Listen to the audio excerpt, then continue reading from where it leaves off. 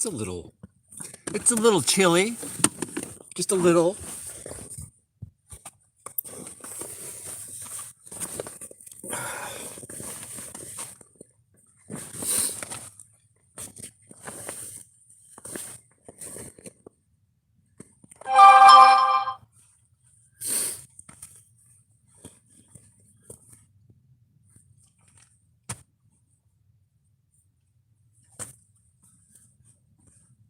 Burr is right.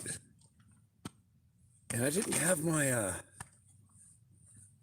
wonder where that went.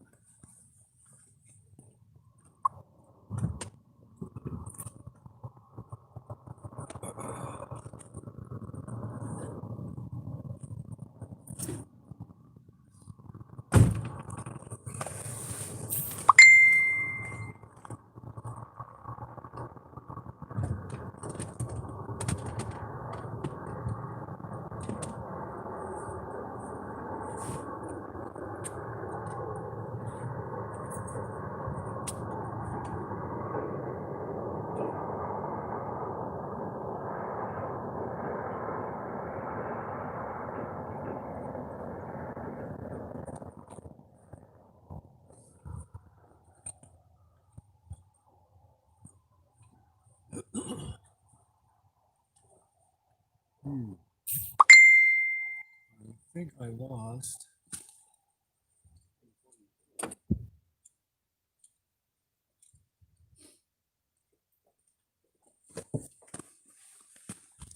How does the sound? Oh man.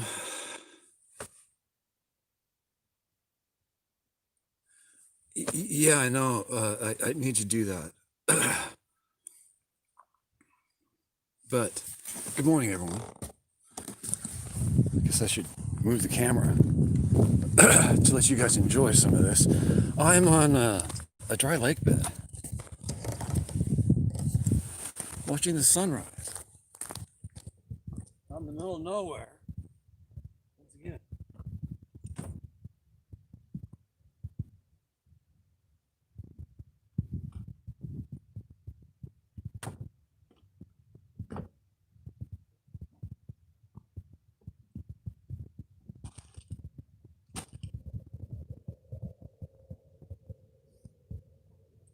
Got the sniffles too.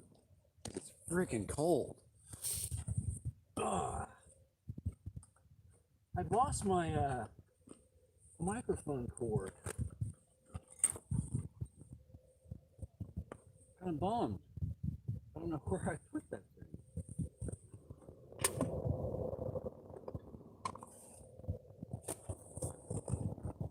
So sorry for the wind noise. There's a lot of wind noise, I bet.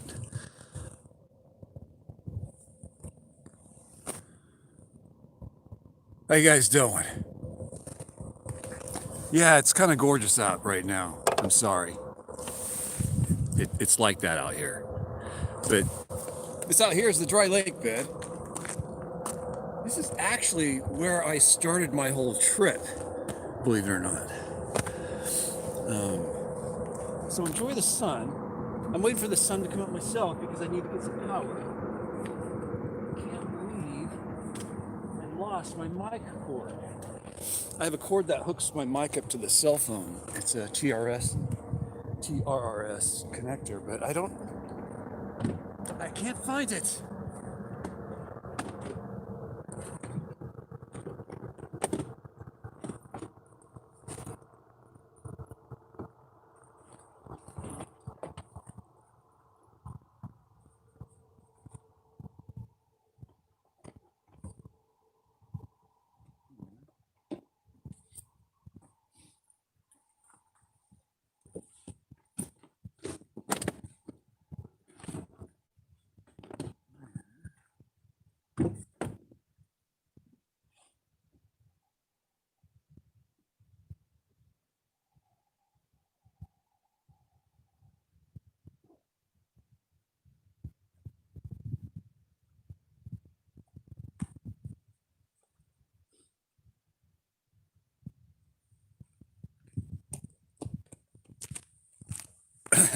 I'm going to turn the camera around for a second.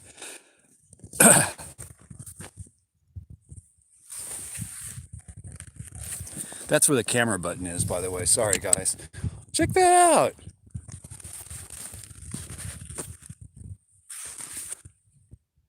That's the shadow of the dry lake bed. The sun has not quite made it out here yet. Yeah, that's the Avawatz Mountain. That's looking, I guess, towards LA-ish. Al! Try and figure it out, Al. That's the Avawatz Mountains.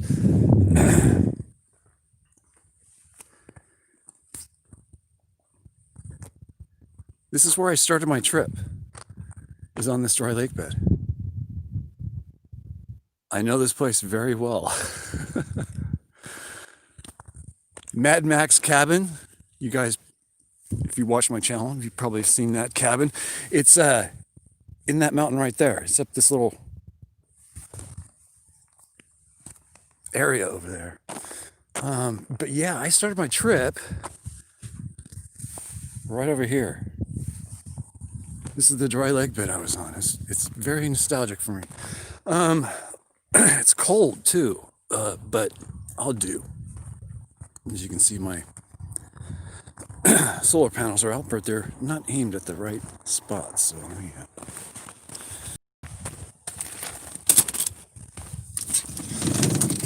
There we go. No, I don't want to rotate the device. There. I got better angle if I do it that way to the sun. There.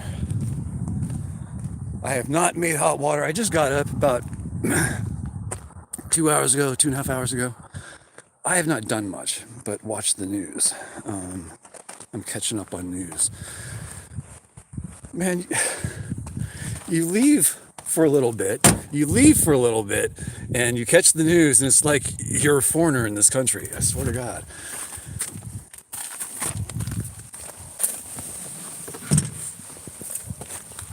Here's my setup for this trip that I'm on, my dunes trip. But that's it. That's the Sony with a piece of tape on it there. Because I drilled the back out so I can hook up my external mic. And I've actually connected this cold shoe mount to the back of this by drilling a hole in the back of this too. This is no longer submergible because I punctured it with the mic. But this is my setup, guys, for this trip. This is the dual mic, but I lost the back windscreen. I have no idea where it went. So I'm using it in forward-facing kind of setup. Anyway, you guys don't want to hear me jabbering about my equipment. Let's see. I'm going to leave this camera on, I think, and somehow try and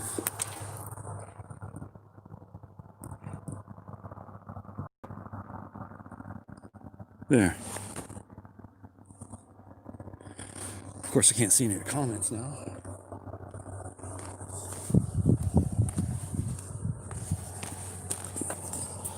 I know what I could do. I could mount you guys to the hood of the car. I'm going to mount you guys to this. This is my my swivel mount for my action camera, the one I just showed you. I'll just mount you to that. Well, then you're not mobile. Then I really can't read then. So no, I'm not going to do that. Let's just go like this. There we go. Now I can read.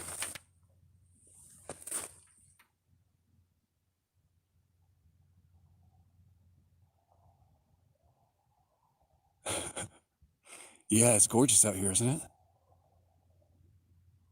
There's the sun, finally. Finally. Why is it wet here?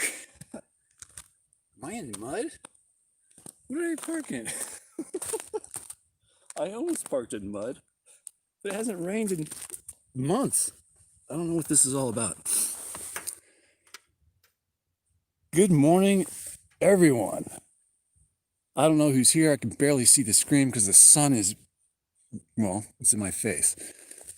But welcome to sunrise, everyone. I'm going to make some coffee. I'll be right back. Well, I'm going to heat up some hot water. How's that?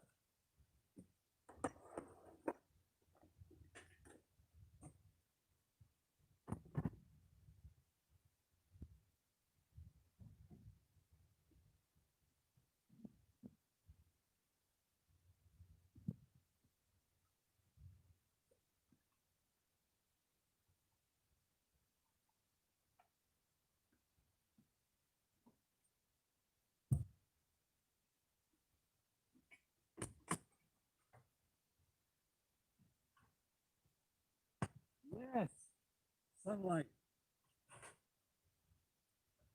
There'll be sunlight. I'm over by the Dumont Dunes. You guys know where that's at.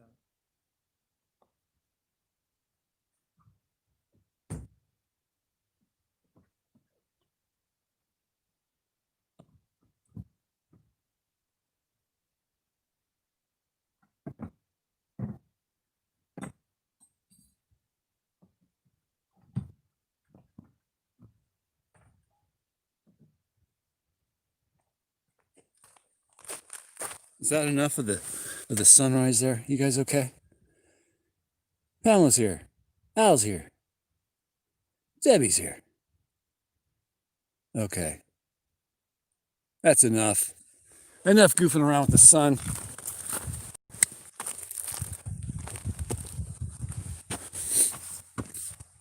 Back to my morning routine. It's the same thing every time. Every day, every month, every year. It's the same. You get this incredible sunrise, then you have to work. Everything's work at camp here at Eminence Front Camp. Doesn't have to be, but it is. Groundhog Day, exactly. Exactly. So yeah, the Dumont Dunes are directly behind me here. There they are. Directly behind me. Let you guys glimpse at that for a little bit. I also learned how to charge my car battery with my solar panels out here because I killed my batteries out here in the middle of nowhere when I first started out. But I MacGyvered it. I got it done. You guys know what MacGyvering is, right?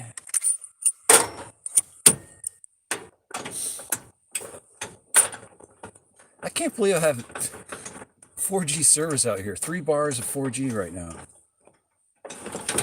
If I had T-Mobile, I might have 1 bar, and that wouldn't be 4G. Yeah, Dumont Dunes is right there. So that can kind of gives you an idea where I'm at.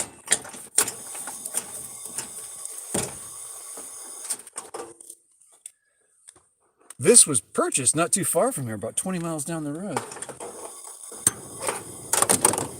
I started my fire without any water.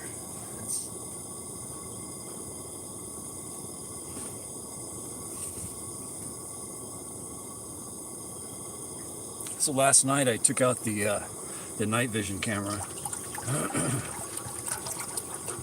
There's no moon, so I didn't get a lot of good footage at all of camp or anything like that. But and I don't have an IR light, so external light. So without moonlight, it's kind of difficult.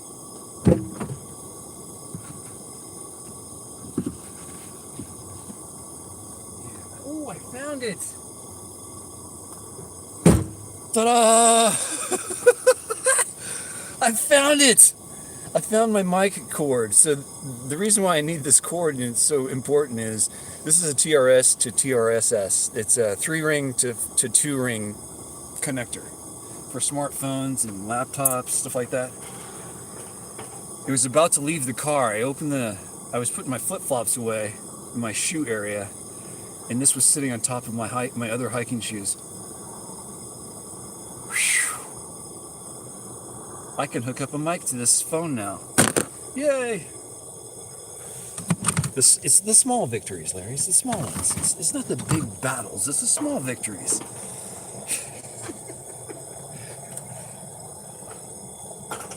The owl trick. Not the owl. The owl. A-L.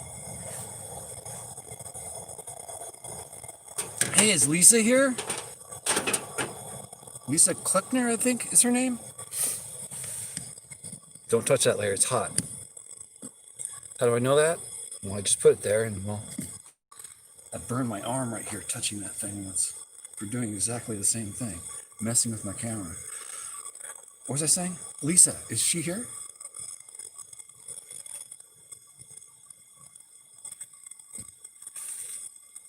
She probably isn't, but this came in on my way out of town yesterday. This is a mosquito net for a king-size bed, okay, with posts, and 87 inches by 71 inches by 87 inches. It's huge. This is going to drape over the entire car.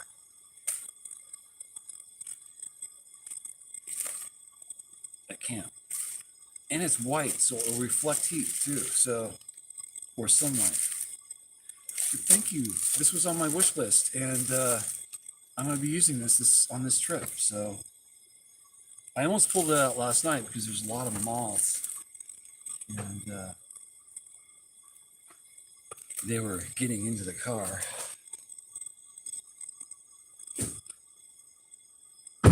I don't like that to happen, of course, because I've got a lot of drapery in the car. I don't know if you guys know that. I have curtains inside the car. One's up on this side. I was trying to block out the traffic on the 127 here, but I have it on both sides. They roll up. You can see little bands of Velcro on the top. That's what holds it up when I roll it up when I'm driving around. Just Velcro closed.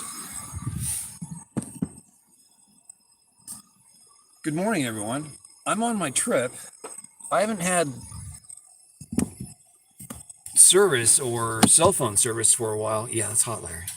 Damn, it's still hot. Whew. How you guys doing? What are you guys up to? You guys gonna have coffee with me this morning?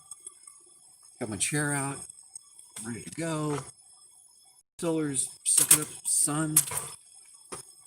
I don't have my coffee out though. My coffee's behind the camera. And make you guys seasick. Sorry, moving you guys one more time. That wasn't a bad move. The landing was hard, but you know, it was still a pretty good move. Be careful. Yeah, talking about be careful. I nearly cut my finger off with a very sharp knife the other day. Friggin' A. It's one of those times where you almost cut your finger off and you're like, that would have been a very bad day, Larry. That would have been very, very, very bad. Creamer. Ooh. I forgot about this. Should I? Cafe mocha? I think I will. It's one of those days. I think I'm gonna need it. Sarah's showing up. Or I'm meeting Sarah at least.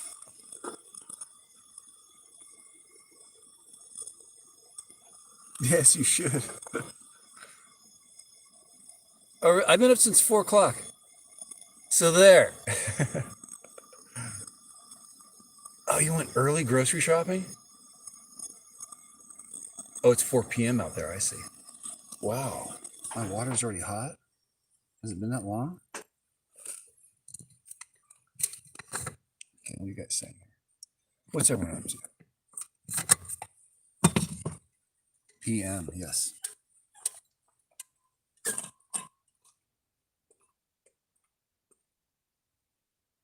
Wow, there's quite a bit in here. I think I'm going to save this.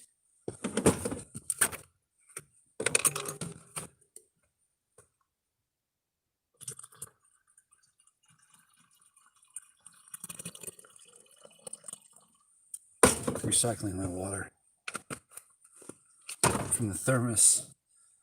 Boiled water in the thermos to back to the jug. I don't feel right not showing you what I'm doing, and I keep having to move the camera. You guys okay with that? Yeah, that thing's hot. I'm gonna get killed slowly over time by myself, burning myself, stabbing myself, setting up traps for myself, like I just put away. I call that a trap.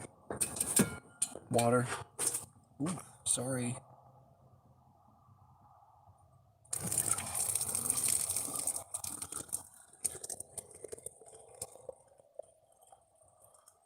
Oof.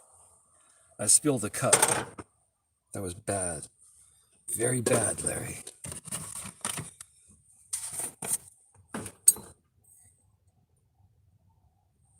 I'm gonna go for the cinnamon coffee. I'll have the cafe mocha here in a second. I need to wake up. I feel like I'm in a daze. My car is slowly getting destroyed as I move through the morning. I woke up fine. It's the inside of the car is just getting trashed. I mean, look at this. I mean, it's getting trashed.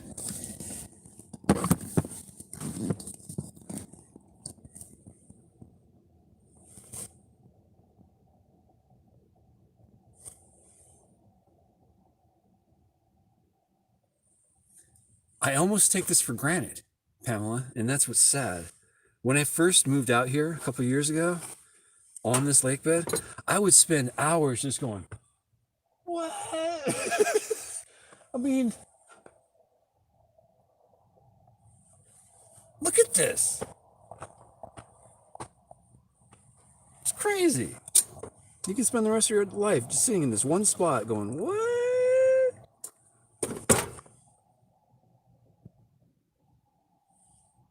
I mean, there are dunes over here. I don't even know what those are, but there's dunes over there. What's the Kingston Mountain Range? You guys should know exactly where I'm at. If you look at a map, you'll know exactly where I'm at. From all the information I just gave you. But I'm not going to be here for long. I'm going to be leaving here right after this this live feed. I'm actually packing the car up and drinking coffee at the same time. These La Sportiva shoes are amazing. I love these. They're so nice. Thank you. Thank you, everyone. I can't believe it.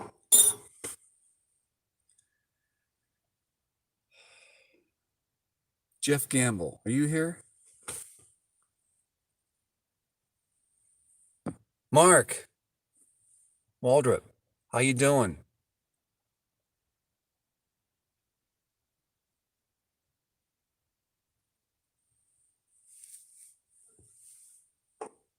Oh, people here.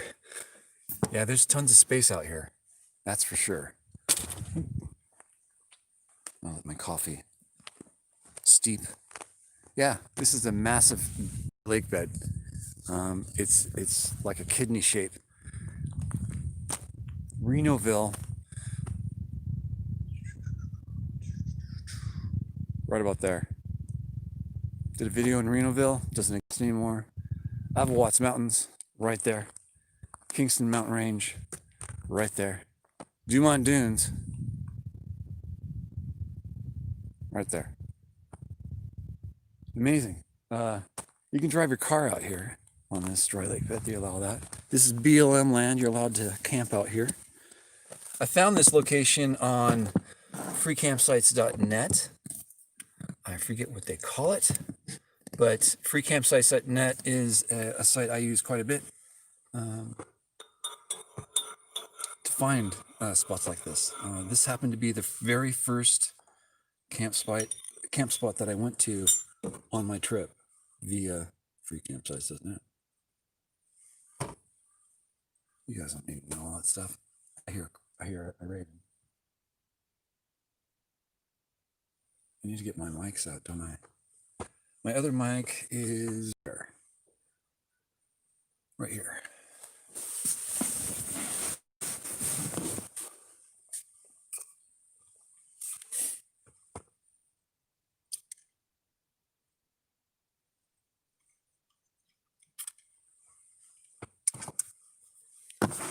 So the 3-ring goes into the cell phone or the computer.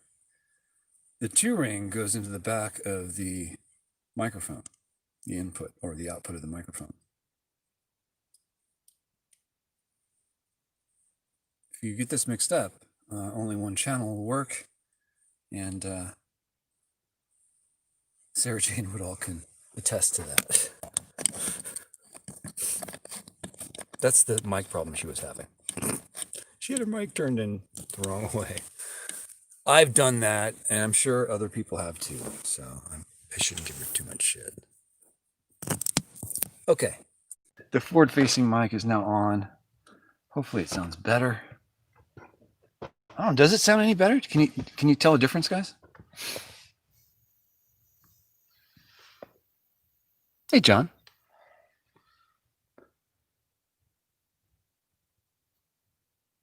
Hey, Robert.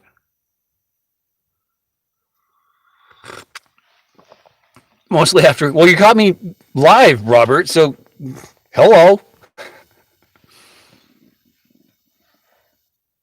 Yeah, well, that's the microphone doing its job. It's an $80 microphone, no batteries. It's just like the Rode. I give it a thumbs up. I don't like using it as a dual mic, believe it or not, because it splits the signal up. It goes into like half volume, which is fine when you're editing. You can work all these issues out in editing really quickly. So what I have to do is they use one channel for the front-facing mic, let's say the left or right, and the other one is the opposite. And you record 2 different soundtracks basically with mics facing in 2 different directions. But you got a left and right track, front and rear on one track. What you have to do is you have to split that up into 2 tracks and make those stereo. That's how you fix it. And that's how you are able to get a front-facing mic, and you can adjust the volume on that in editing completely separately from the back one. It's awesome. It's an amazing tool if you like to play with editing software. Otherwise, it's a pain in the ass. And you still have to turn it around. I still do that with this mic. It's on my Rode spinning microphone holder or cradle, and I modified that so you can spin it 360 degrees. That's still on there. I still use that, believe it or not, like I am now. So if I were to turn the camera around right now and show you the sunrise or sunset, I would turn the mic around. I'd still just use one mic. I think I would only use the dual mic if I'm like interviewing Sarah and I was pointing the camera at her. I would use both mics at that point, I think. Although when you're in the middle of nowhere and you're using these mics,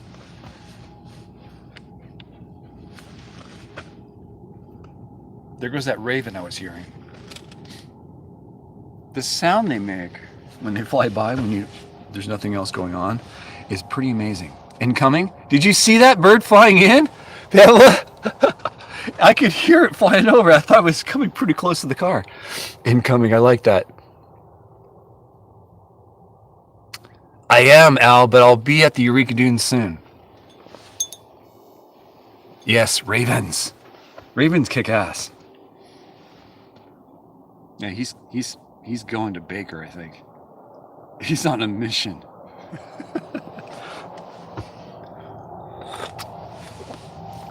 Let's see here. As long as don't get too close, yeah. I can't say, Al, which route I'm taking, but this is the start of the route.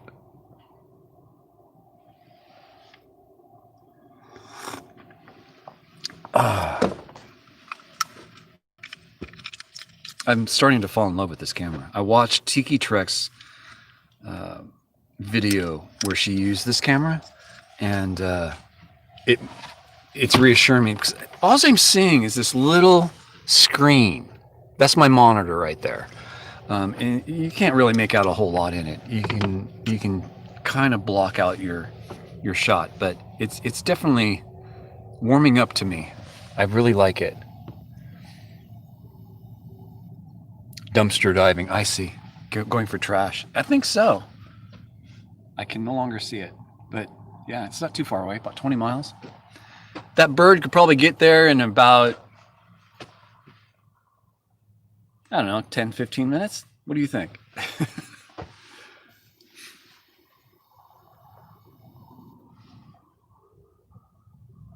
Yeah, Debbie, I'm blown away with how easy and fun it is to use this camera. With having that,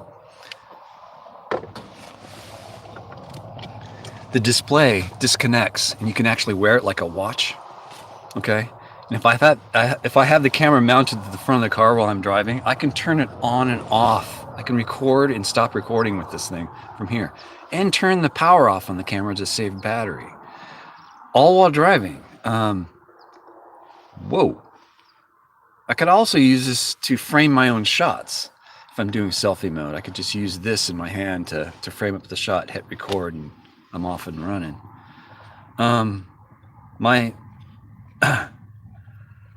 my mind has been blown by this camera and what it can do. It truly is that kind of camera. It's one of those things.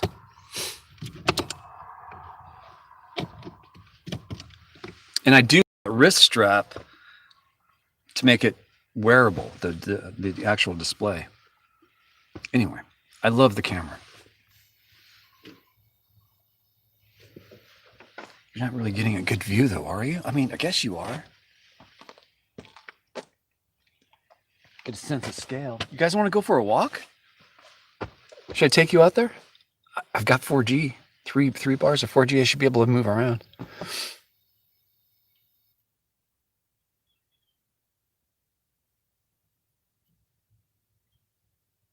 Yeah, there's a whole wrist strap that has that quick connect on it. So if you can see, the monitor's actually clipped onto this tripod, and it can come off by simply popping it. There's a little switch at the top, pull it to the side, and it just disconnects. Then it reconnects the same way onto a wrist-mounted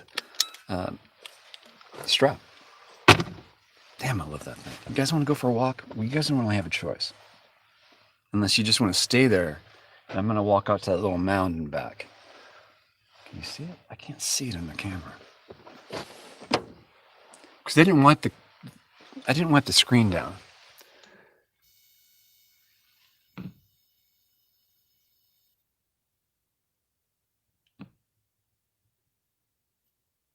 Yes, the sound the bird's feathers make as the air goes over it or through it or around it is amazing. It's just this whooshing sound. It's kind of neat. So it'll take about an hour to fly about 20 miles.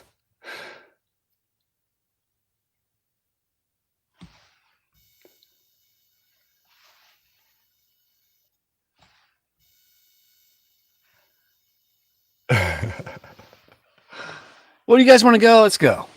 I'll turn the camera around. I'll try to turn the camera around because it's part of the, well, we don't want that in the shot. That's the mic cord. Let me move that. There you go. Get this straightened out. That's my tripod. Manfrotto tripod. Oh, I hope this doesn't get all wacky with, you know, I could put this on a gimbal. But then, you know, don't get those kind of shots. There's these little mounds everywhere. And I'm on the southern tip of this dry lake bed. And there's some pretty big ones. These little mounds. I don't even know what they are.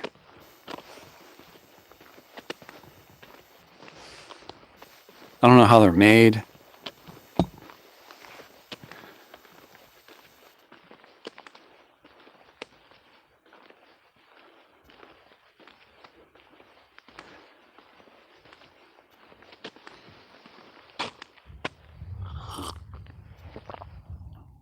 I would guess that crow is almost halfway to Baker by now, but that's just me and my stupid thinking.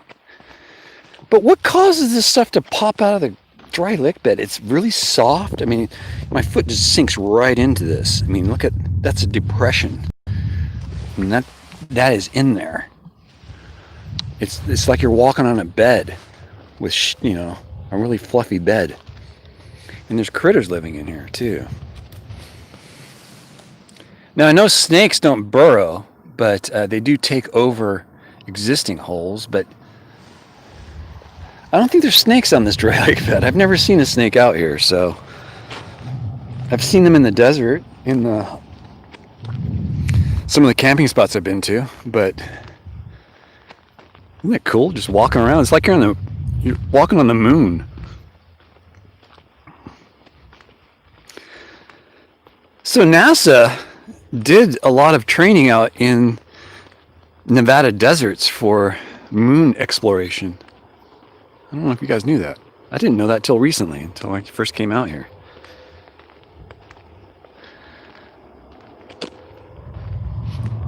I've walked all the way to that mountain right there.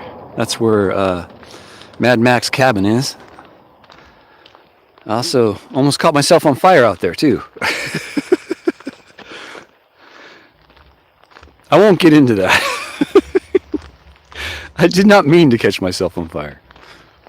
Are you guys still there? I'm just walking around, middle of nowhere.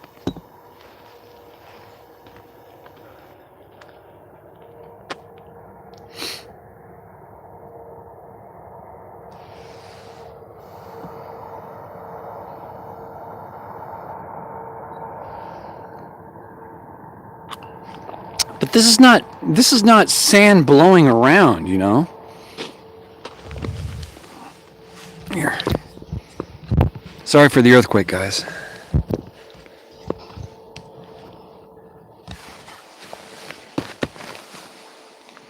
That's kind of framed up, isn't it? I can't see. It's too low to the ground. Let's level it off a little bit. Okay. I'll turn the mic around. There. I don't know. This is definitely not just sand blowing around. Again, this is soft as well. Bizarre.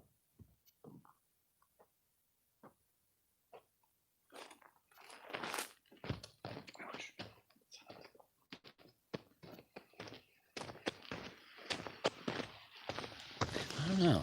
I don't think it's... This stuff definitely popping out of the ground. I don't think it's being... And there's water here too. See the discoloration? It's a slightly different brown. And it's really... It's coming up here. Bizarre.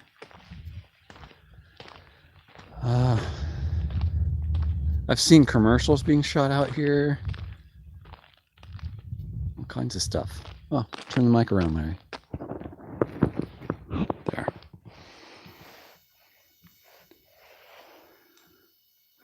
That traffic noise is Highway 127.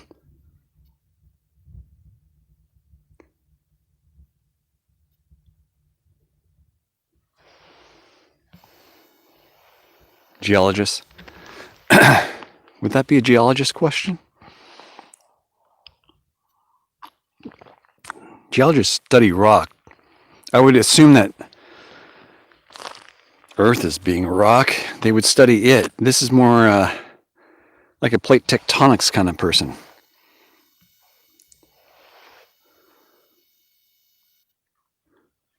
I'm on the east side of 127. I'm on the east side of 127. East. Yeah, I'm on the east side. That's where there's only one dry lake bed on the east side of 127. It's the only dry lake bed closest, well, it's the closest dry lake bed to Dumont Dunes. Whew. I know this valley really well. So do you guys remember that video I did with Sarah Jane Woodall where we went to this like gun shooting range and everyone had in the comments was thinking it was like some kind of terrorist training camp. That was right over there. I stumbled across that. Well, I didn't really stumble across it. I noticed people out in that general area one night, and I couldn't hear anything, but I was seeing a lot of like fireworks going off. I was assuming probably they were shooting. Now, Sarah and I went over there probably a year and a half later, and that's the video. But all Mad Max Mine, Mad Max Cabin, all the mines I went to, Owl Canyon, the Owl Canyon I did, that's Owl Canyon is around that mountain on this side and back about an hour. It was fun. It was a fun drive, and there were several other cabins to see going out to Owl Canyon. The end goal was, well, I didn't actually see any cabins at my destination, but I did see cabins on the way out there, and I did run into one of Sarah Jane Woodall's sign-in books. A little blurb about being in that cabin. Almost a year ago to the day. It's kind of weird. Anyway, that's that. This is what I do, guys. I go camp. This is one of my regular camping spots. I was up in Pahrump yesterday, so I'll be out here today, well, for another hour or so. Then I'm heading up, well, I can't tell you where I'm heading up to, but I'm in the southern part of Death Valley, and I'm looking for dunes, and I've already done these dunes, so you can imagine I'm going somewhere else. But my end destination will be Eureka Dunes, and I'm going to crawl up there. It's probably going to take me probably into Wednesday, I think, to get up there.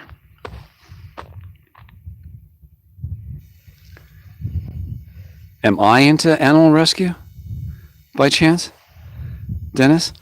Am I into it? I mean, that's a lot of work. And I don't have a place to store animals, so I couldn't help with any of that. But heck, if this were my yard, I could help. But this is not my yard. This is BLM. Does that help you? Oh, Pamela's. Are you into it? Okay, sorry. I didn't read that part.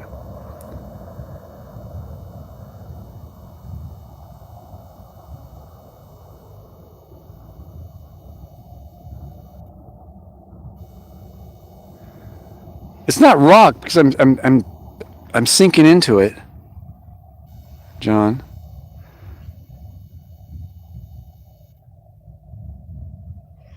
Waiting for the train to move out in Trona.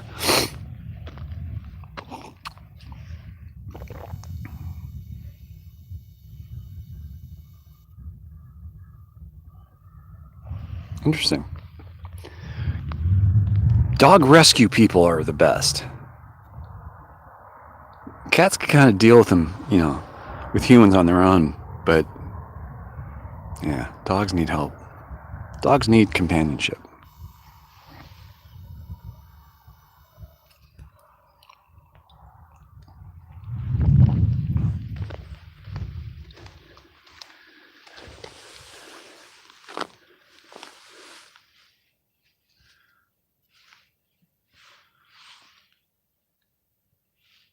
It's like a lava rock.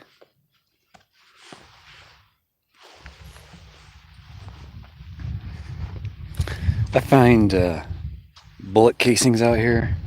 I found a .50 caliber casing out here too. That was my exciting day, I guess.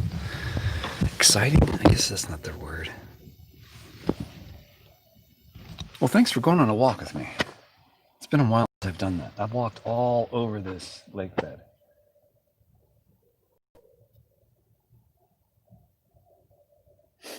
So the TNT road dives across this this open plain out here. Goes right by Mad Max cabin out into that plain there and into the Dumont Dunes or through it. Before this road was even here, before Death Valley was Death Valley, there was well, I shouldn't say that. Death Valley got its name from the pioneers going through and dying, right? But this road didn't exist. The railroad did, though. And it's kind of weird that I started my trip here. I keep reflecting on that. I started my trip here in a dry lake bed right next to Renoville. Walking distance to the train station, basically.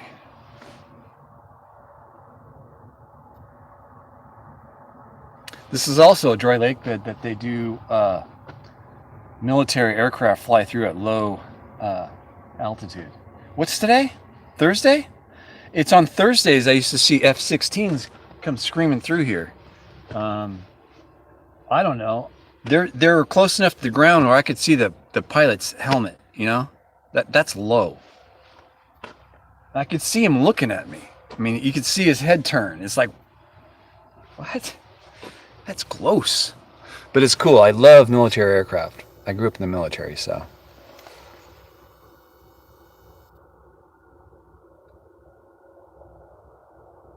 Yeah, I'd rather not talk about going to check my email. I did read that gentleman's email, if he's here. And it was very informative, and it was very good, and I thank you for sending the email. But I don't think it was anything worth, all the effort that I put into stopping the live stream to go read that email. It was about the I forgot the name of it, the world catalog thing we were talking about, and all the information that he found on it and everything. It was really good. Daniel, yes, it was Daniel. Thanks, Pamela. But yeah, it was very informative and very interesting. And apparently there's some artifacts out there in Saline Valley, too, that is attached to that group. That group had a lot to do with the Saline Hot Springs, and there is a connection there. So before it was annexed. It was a good email, though, Rita. It was good. Just, it wasn't, we're stopping a live stream to go check. I get a lot of emails, and I can't answer all of them.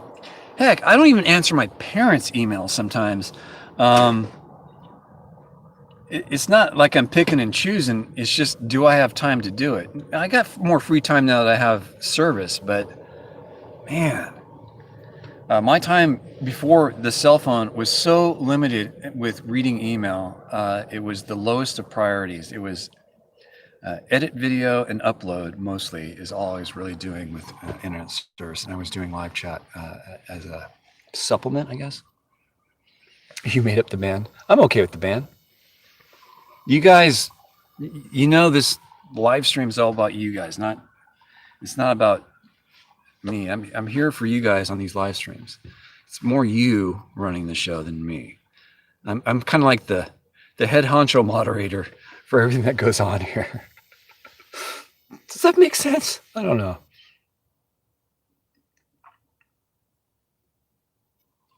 You guys are funny.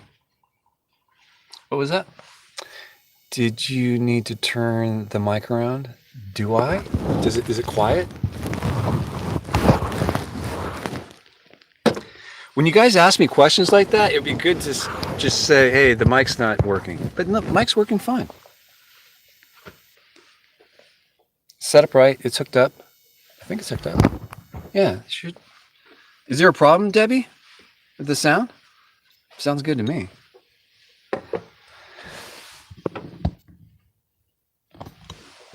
There we go. A little better.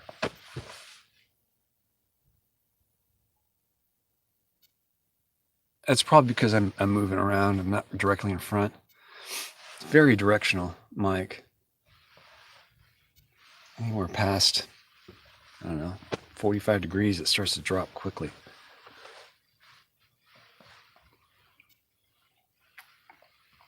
Did Gary Bauer make it this morning for coffee? Is Gary here? He's usually here in the morning. I haven't seen his comments. Be cool if I could see a whole participant list on one side versus just, you know, these chats.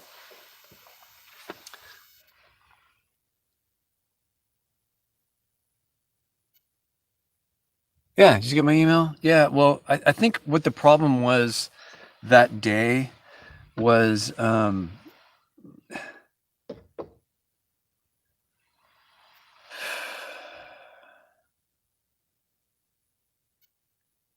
I just got aggravated, I guess, because there have been times where people have said, "Hey, go check your email, go check your email, go check your PO box, go check your PO box," and I go for like 3 or 4 days, and there's nothing at my PO box, and I check my email like several times.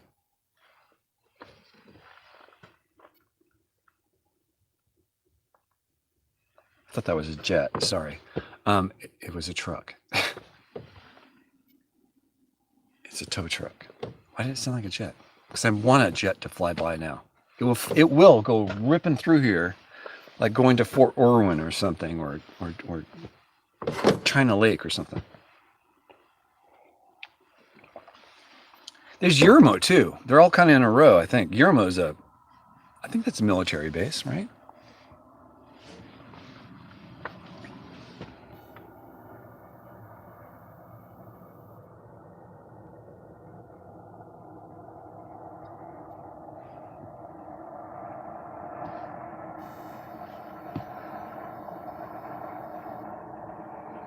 Ah, damn.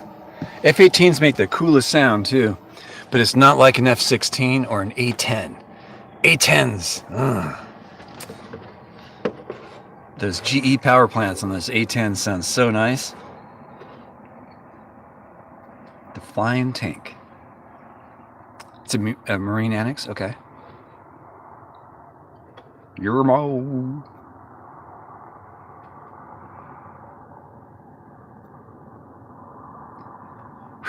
Eureka's far away from me right now.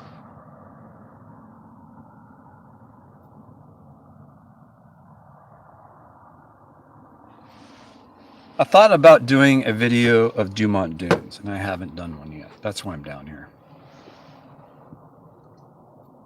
So I'll head up there, do that, and then head up to Eureka. And there's a couple other places I want to stop at on the way up. But this is my nostalgic walk through Death Valley.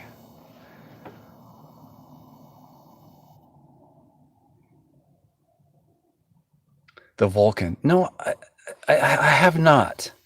It rings a bell, but I can't say that I've heard of it or I remember that name.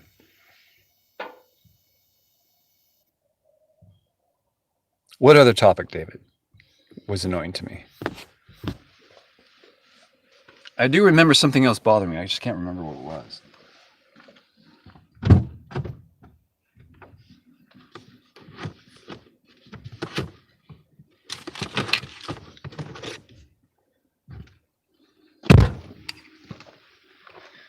I turned this thing on last night in the car and I thought it was daytime. Holy crap, this thing's bright. How can such a small thing make so much freaking light? This thing's amazing. This light, this headlamp. You can focus the beam the whole bit. It's amazing. I'm in love with that thing. What was it?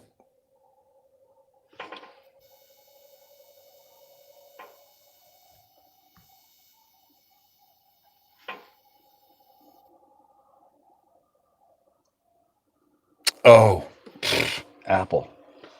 NASA. Oh, the space shuttle. That's right.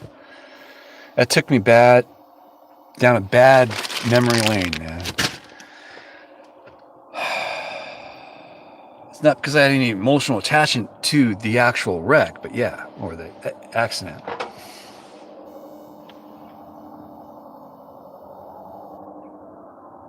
Oh yeah, yeah, they're rechargeable too, and yeah, it's a focused beam. You can actually have a widespread or a very narrow beam. Like if I wanted to start a fire, I could just focus it into one point, and it'll start any. I can light rocks on fire.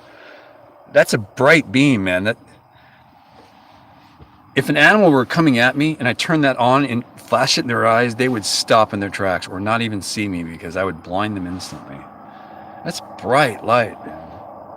It's almost like that shouldn't be allowed to be purchased in public, I think. Maybe. I don't know. Good morning, everyone. And sorry for getting so pissy the other day about the stuff you're bringing up. I'm glad you're bringing it up, and I know you guys are trying to keep it quiet, but I don't mind talking about it.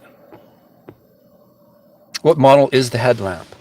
This is from a company called Outdoor Pro Gear. It takes 3 AA batteries. I had this on my wish list. That's all I know about it. Oh, wait. It just says Outdoor Pro Gear.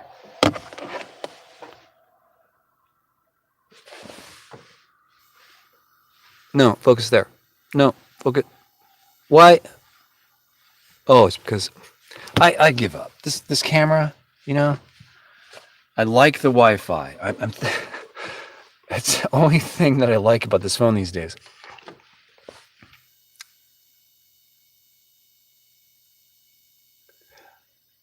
These things are great, Pamela. Not having it before, I can't imagine going into a mine without it. I remember mag lights. Yes, it's called Outdoor Pro Gear. Here, there's a better Outdoor Pro Gear. There you go.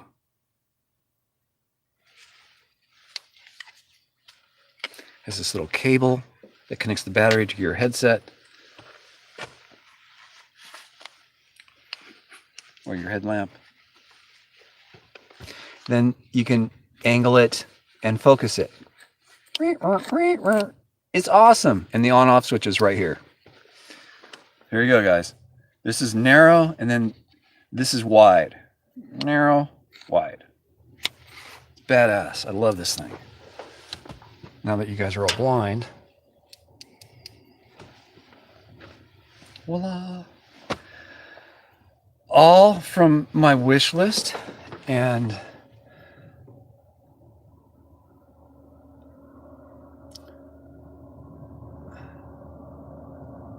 I have a hard time saying followers and fans because I don't think of you guys as that. I think of you guys as like buddies and you're just friends hanging out with me. And that's kind of how I treat these live chats. I answer questions as honestly as possible. And I tell you how I feel. Anyway, it's a good flashlight, guys. You like my sound effects, Pamela? It comes from Caddyshack.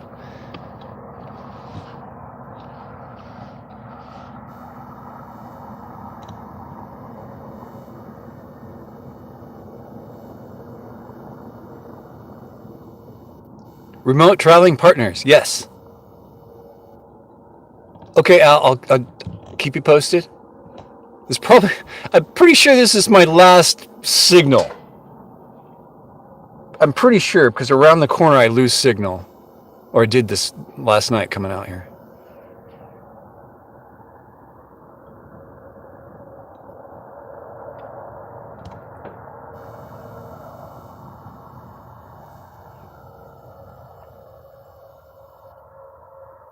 Yeah, that's birds of the same feather kind of thing. You guys are just friends hanging out.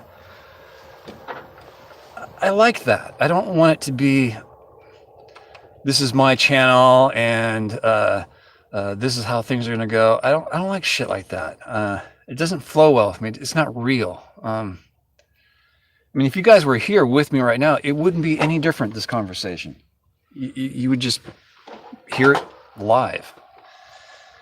Versus a slight delay. You know what I mean? Look, I've been on for an hour. It only feels like about 10, 15 minutes. I've been on for an hour. That's crazy. It doesn't even seem like an hour. It seems like 2 minutes ago I was over there at that little lump.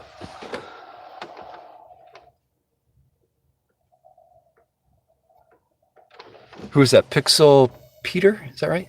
Yeah, Pixel Peter. Yeah, well, I'm close to Highway 127, which is the Death Valley Highway, and it's a tourist road, and it's spotty, but along the way, off of 15, which is heavily covered with 4G, this is spotted, and they're planning on expanding the coverage through this area too. So it seems like they've already started that, because I normally wouldn't get this kind of coverage here.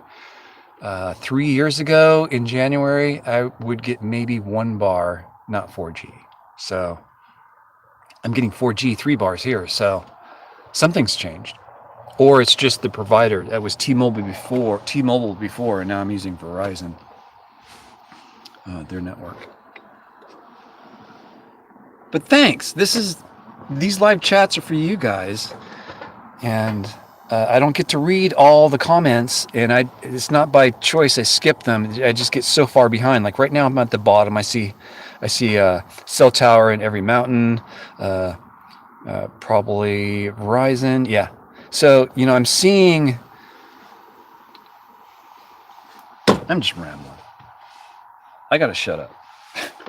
I gotta shut up and have my cafe mocha, and then get the hell out of here, because what time is it, guys? It's been an hour. So sunrise 7. That puts me at an hour. It's almost 8 o'clock here. Is that right? Oh my freaking God! It's 8 o'clock. I wasn't planning on doing this live stream. That's why I'm late. I'm late on my own timeline. That's a ton of mixer. This cafe mocha, it's like a quarter of my cup. This will be interesting. It's going to be like syrup. 4 o'clock in the UK. 4 p.m. 6, 5. Yeah, it's 4 p.m., right?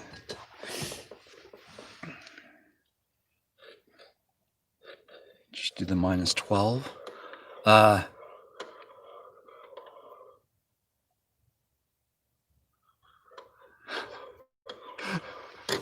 You say from the future. I like that. Okay, Mork. You guys remember Mork and Mindy?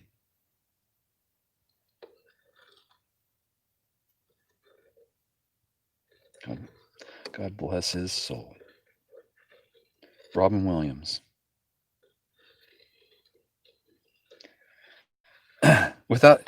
Robin Williams is the proof that cocaine is not such a destructive force after all. I'm kidding. It's very destructive. No one should do cocaine. I've never done hard drugs, so.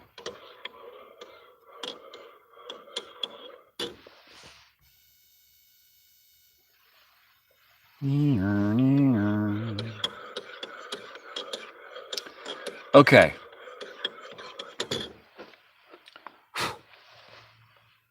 That was a rabbit hole we just jumped down. Nanu. Mork and Mindy.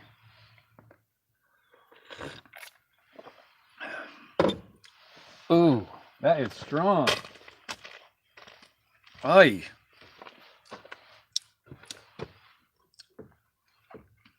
I don't know if what?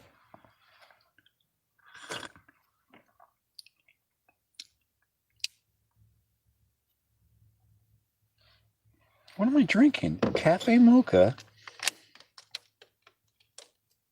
It's flavored with other natural flavors. What does that mean? Flavored with other natural flavors.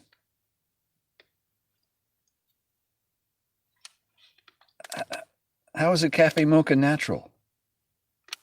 What? Combine with 8 fluid ounces of water, stir and enjoy.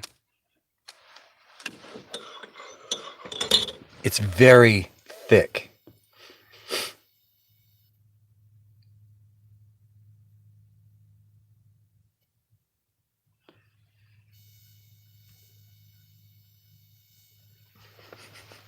It's all BS. It's all marketing. Makes you feel good to consume it. you know? Consume it and you'll be better. You'll be able to concentrate. You'll be able to get your work done faster. Jesus. It doesn't taste right. There's something wrong with it. It does not taste like a cafe milk. I could do a better job with instant coffee and a little pack of cocoa mix. This does not taste right. This tastes...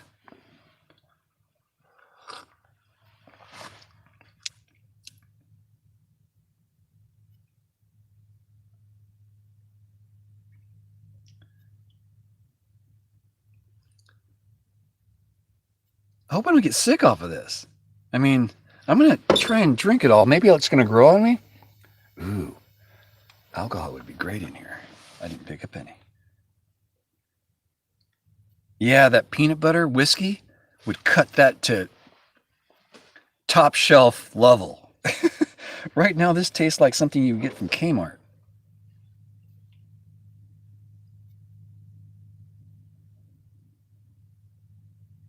It does say latte.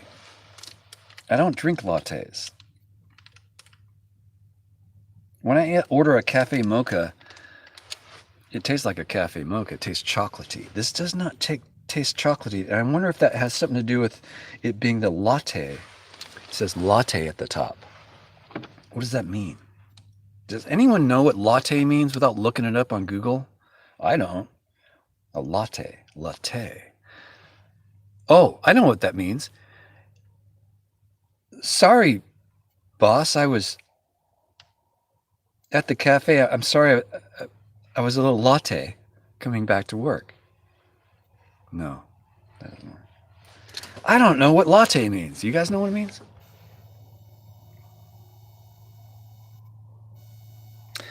Sherry, if you think that's close, that car is about 2 miles away. And it's not a car, it's a semi-truck. And when you're out in the middle of nowhere, sound travels a long way. And it's a really nice mic. It's kind of pointing in that direction. So that truck I'm talking about is coming up this road here, along this edge. I don't know if you can see that white thing moving, but that's a semi-truck moving along the Highway 127.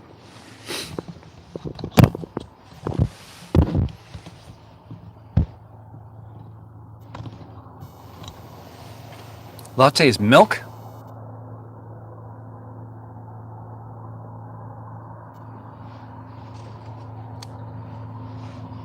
There's no milk in here. That'd be kind of nice if it was. It'd be all kind of creamy in there. Come out like a syrup and you put hot water in it instead of this powder. That'd be kind of nice. Dissolve faster. Powdered milk? Well, how's that natural? Last time I saw milk coming out of a cow, it was liquid. It wasn't powder. Imagine milking a cow and powder coming out. What? Whew, man, something's not right with that. Something's just not right. I can't put my finger on it.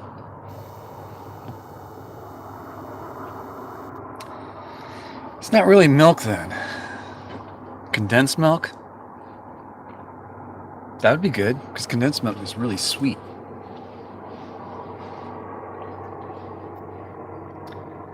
Okay, that was not a semi-truck. That was an RV pulling a race car trailer, followed by a Prius, followed by a... looks like a Dodge Ram dually pulling a trailer, empty. And that's the morning traffic update, folks. You should be able to get to your work no problem this morning. Man, I've always wanted to go to these dunes on the other side here, straight across here, in that general direction, right about there. But that's one hell of a walk. That's like you take your camping gear with you. You just camp when you get there. And you turn around and come back the next day.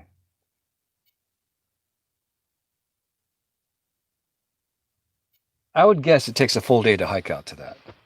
It's hard to judge distance at this point, but I've often thought about going out there.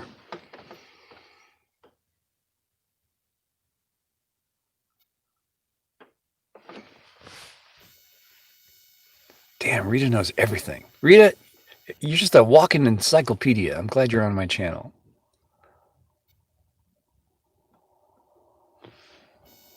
Yeah, the bumper to bumper traffic just let up. That's a semi.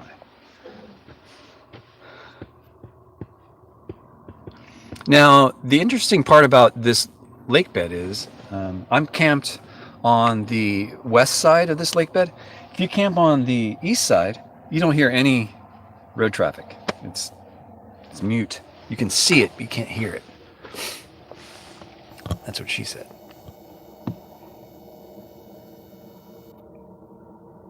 It means milk. Thanks, Sherry. Milk.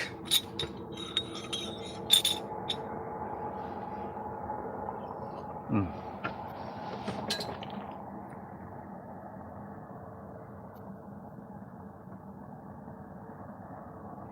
That's awesome, Rita.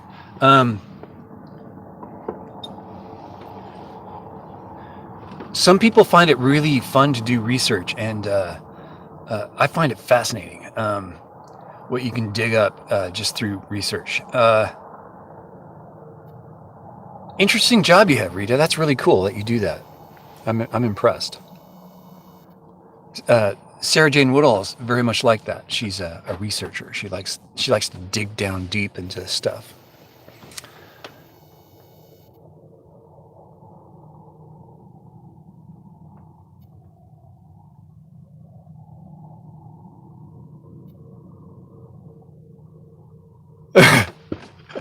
You end up knowing stuff people should never know. I love that. I love that. That should be a t-shirt right there.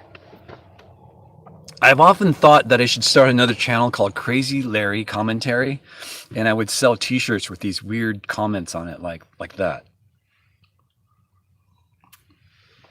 I think that would be fun.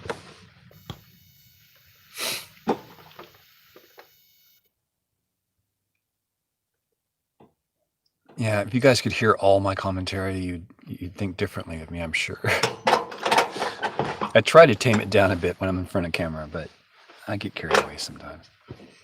That's why I call it Scary Larry Commentary. I can go off the deep end. I really can.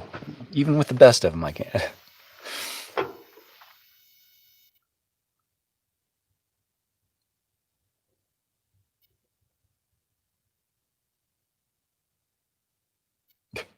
What's in my head should never be released onto the public. That's what's in my head. I grew up in the military. I've seen things that I probably shouldn't see either. I've done things I probably shouldn't have done either on an Air Force base. Hill Air Force Base in Utah, I set half the runway on fire. Me. I set the half the runway on fire. The fields next to the runway, I shut down the whole Air Force Base. These are where the F-15s are stationed in the 70s, okay?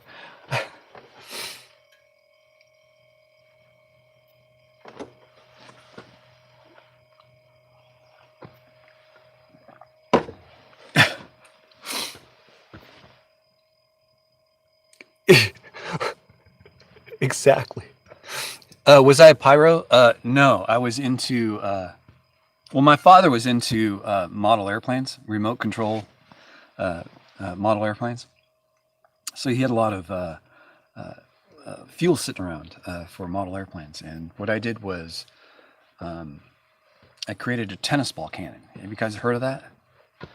It's basically, you take, back in the day, you can buy tennis balls in these cylinders that were like Pringles cans. That's the best way I can explain it. You pop open the top, you have 3 or 4 balls in it. And what you actually do is you poke a hole in the bottom of an emptied tennis ball can. And you douse the tennis ball in lighter fluid. And you light the bottom of the tennis can. And the ball explodes basically, but it shoots out of the top of the the device. You don't see where it extinguishes itself on its way out. But if you get a dud, it doesn't go that far. It doesn't extinguish itself, and it hits the ground, and it could start a fire. Yeah, I think you guys can put the story together. The tennis ball hit the ground near the field that connects to the runway, and all of a sudden I run out there to try and put the fire out. Of course, it's out of control. I hear a roar of fire. I turn around and run back. I'm a little kid, okay.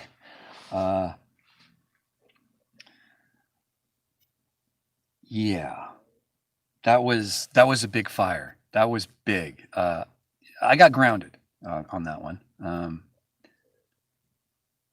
The military police were out there. I mean, everyone was out there questioning me. What the fuck's going on? Yeah, but I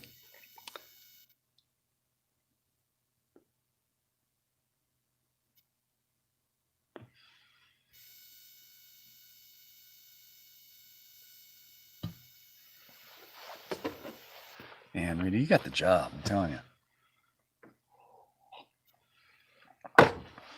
I got all this new stuff in my car. I swear to God, it's not streamlined anymore.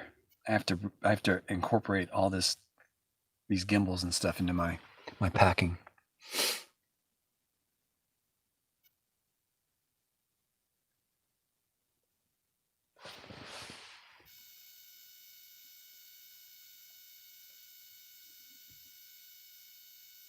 It drove into a U2. Oh no, they're not happy. Oh my goodness.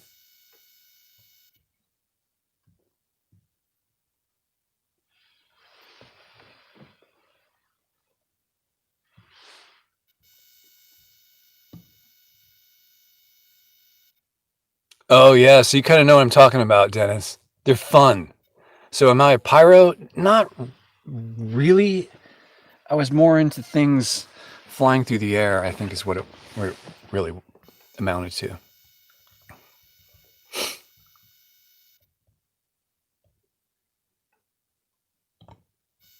I bet it did, John. Jesus.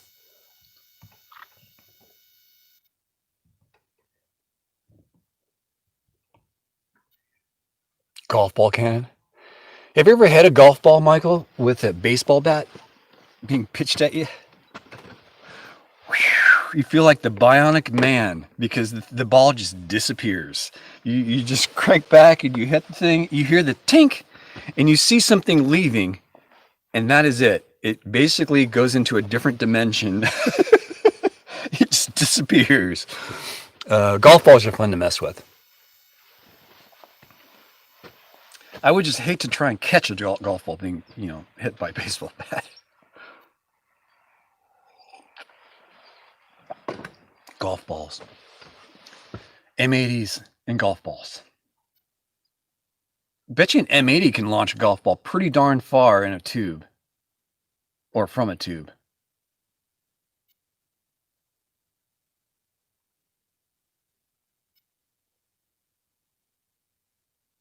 I wonder if there's any mines in the Avawatz Mountains. I think there are. I can see some scarring on the top of the hill, but how the hell do you get up there? I do see cars going up, but I don't know where they go. I don't see any roads or anything. The mysteries of the desert. Okay. I've drank about half of the latte.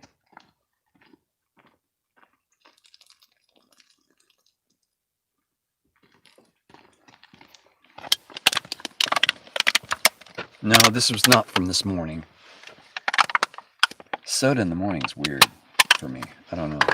Makes you feel like you're having a cigarette or something. Probably cigarette would be better for you, I think. Oh. So how many of you guys are at work right now? I assume Rita's at work. I assume, Pam, are you at work? Who's at work here? 1 if you're at work. 2 if you're not. And I don't care if you're retired or not. Either you're working or you're not. Okay. Hey, a beer in the morning's not bad. Even, even a, let's say a leftover beer. If it hasn't been, moved around a lot, they're okay. We're all retired. We're just waiting in line to enjoy it, I think. Outside.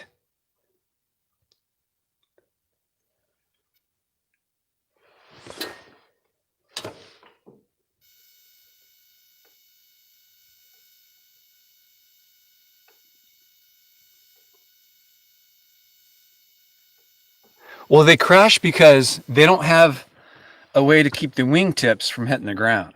But when they land, they actually have to have cars alongside to help that.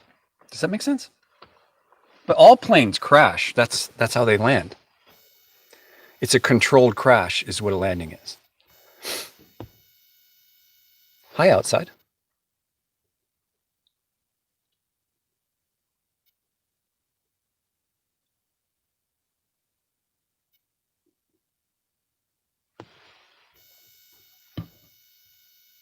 Oh, an open. Don't tell that to Scott, Wonder Hussey's friend, because he put a can of beans in the fire and it exploded. Got all over her car. Pretty funny. Am I retired? Kinda, but not really. I do this for a living, I guess. Why am I standing so close to the camera like that? I don't know. I like holding on to it or something. Makes me feel better. I don't know. Makes me want to not consume this latte very much. I think it just needs alcohol, like whiskey, and then I'll shut up about the taste. It tastes funny. It has a weird smell to it. It does smell like dairy, though. Come on, guys.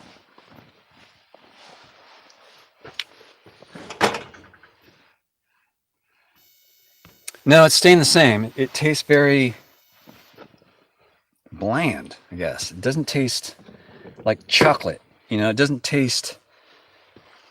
It tastes powdery. There you go. It tastes like I'm drinking powder.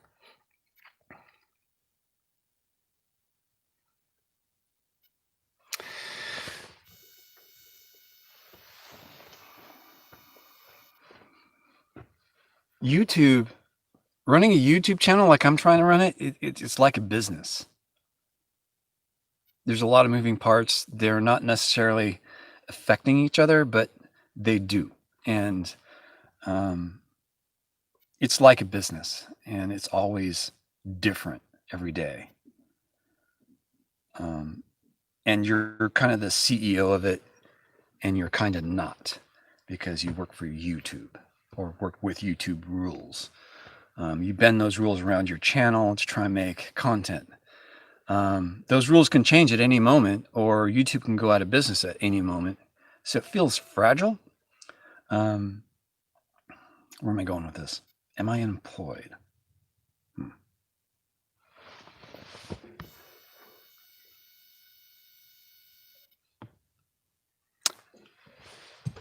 I had cinnamon earlier, just before the latte. So I got an idea. Let's put some cinnamon in it, maybe.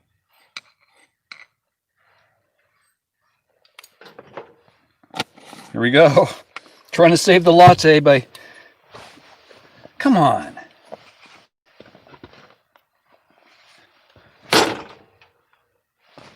Yeah. A little more water, maybe. There you go.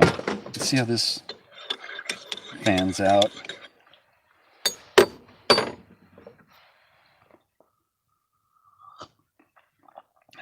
Ooh, no, that is not good.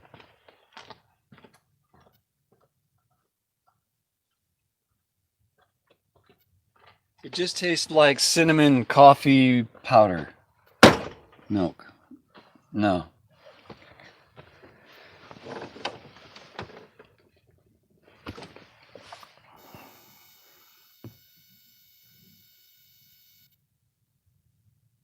Yes, John, exactly. The market can close. It's not strong coffee at all, you're right. That's a ice face, all right. Ah, that was a fly going directly into my ear. Why do they do that? Hey, look, let's go run into his ear. What? What makes them think that let's go fly into this dude's ear? I don't know.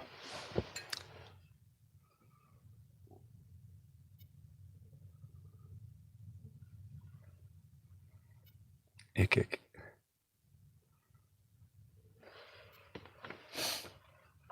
Oh, man.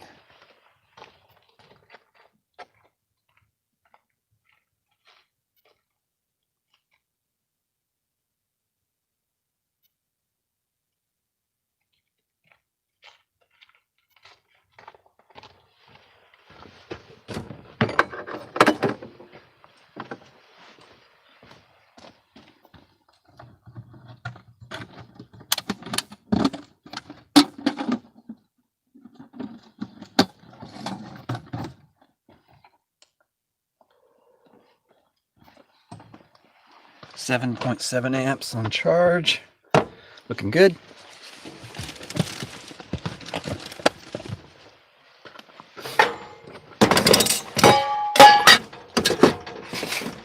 That goes away, that goes away. This closes up.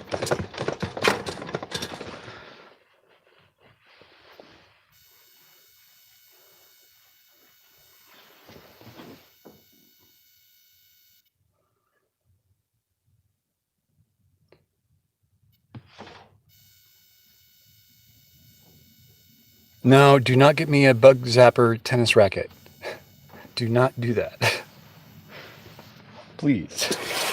I barely have enough room to sleep, let alone add more stuff. I mean, seriously, it's going to take me 45 minutes to get this set up. Or we put back.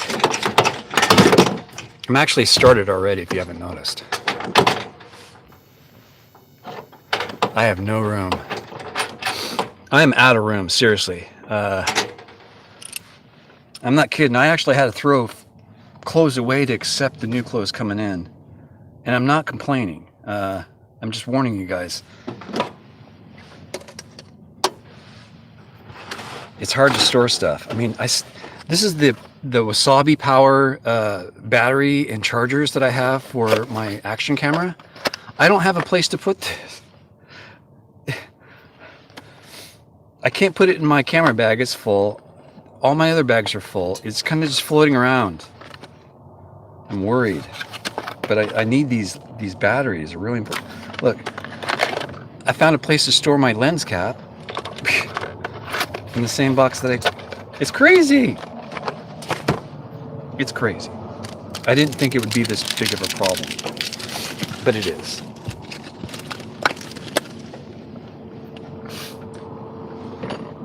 What would help if you guys wanted to support the channel, I guess maybe I use Verizon prepaid cards. You guys can certainly pick those up and send them in. That doesn't take up any room. I definitely would use those.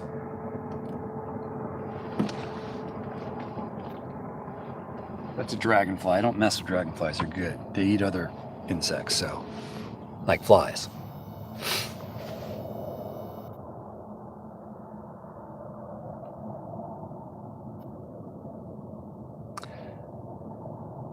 Put a cargo net on the top of the roof of the car so I can store stuff up there. I thought about that, but that's headroom, you know? I'd be losing headroom. I guess if I put it on the driver's side only and leave the sleeping side vacant, that might work, the cargo net thing.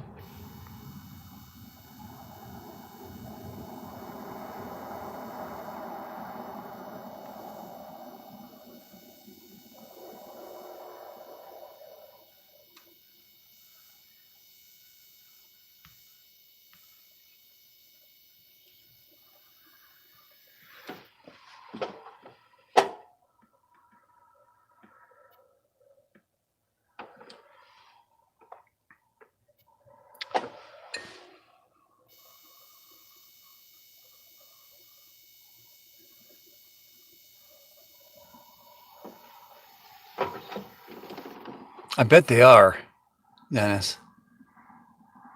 I just don't have room for it. And one more thing I have to keep charged. But I have got a mosquito net that will cover the entire car, so I can have all my windows open, and sunroof, and the back hatch, and be a happy camper. And that's because of Lisa. Lisa sent in a mosquito net for my entire car. No joke, I have it. It's in the front seat. I almost used it last night, but it was so late. I elected to just close up shop and not leave the windows open. But it got freaking cold last night, and I woke up because I got too cold.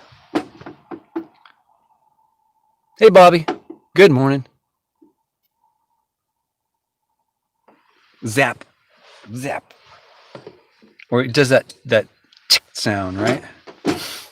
Oh, I've got to put the... I use this as a sound dampener for my...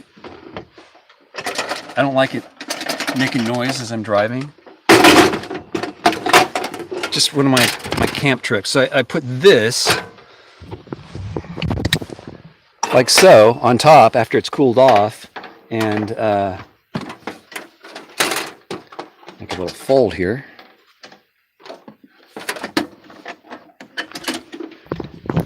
Keeps it stealthy, quiet, while driving. Let's go later.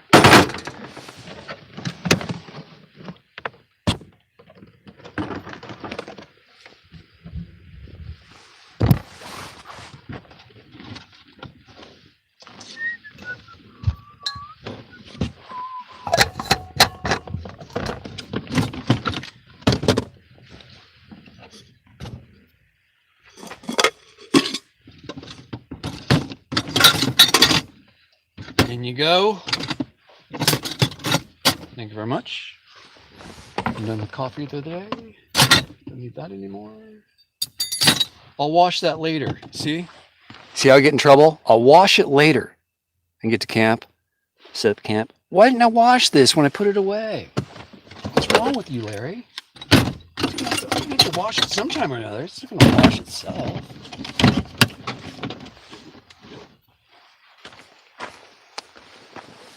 I actually used this last night.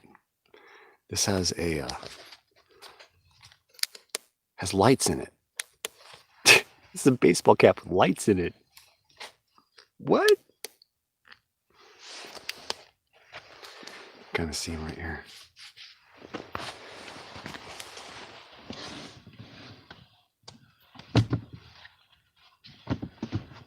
All right.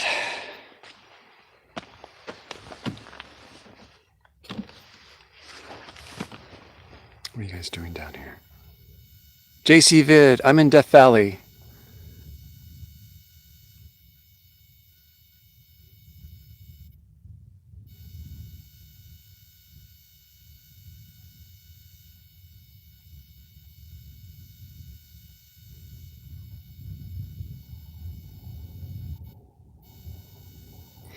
This background view is of a dry lake bed that 3 years ago was used as my location to start this channel.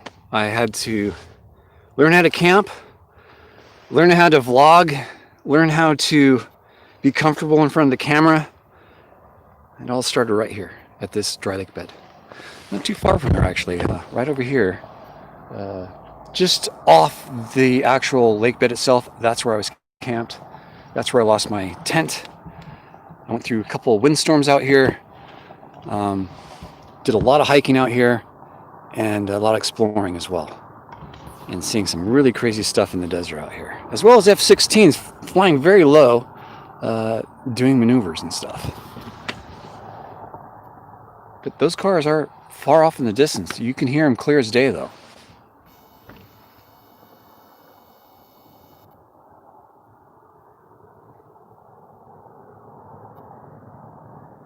You remember that one, Pamela?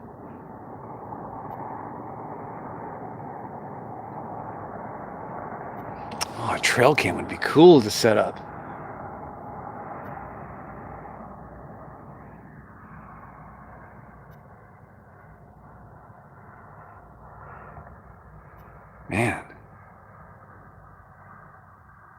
a loud car. That's an SUV. That's one of those Escalades.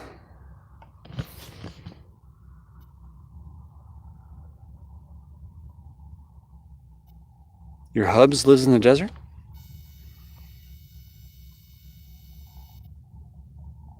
Oh, you love the desert. I'm sorry.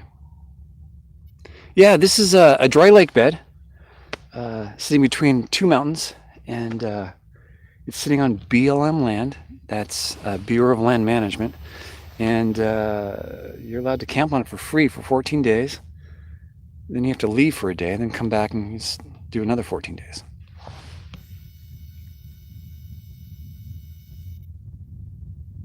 How far to the road? I'm a half mile off that road, I guess, ish. Or less. But I would guess half mile. I'm from that road.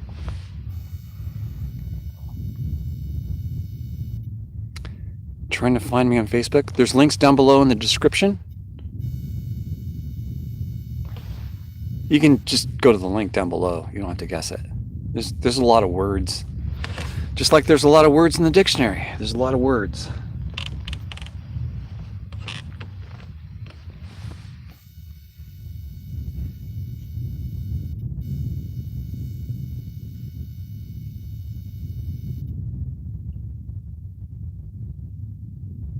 Yeah, just north of Baker is beautiful land.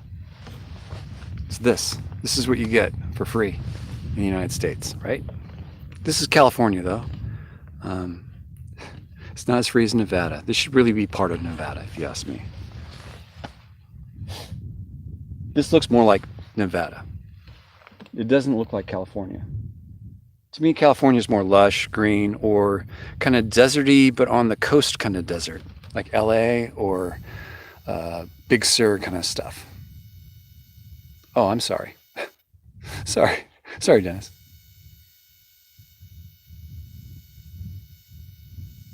I don't know. I'm just jumping in here and there. See, that's the trouble with this chat. In not using my laptop, I can't follow the flow of the conversation. I break off, go on my rant, come back, and you guys are on a completely different thing. We all hate Facebook. You just have to put up with it sometimes. I have to put up with it.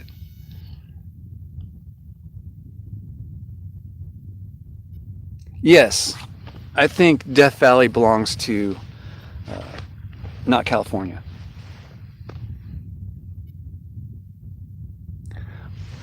I don't think California looks like Death Valley at all.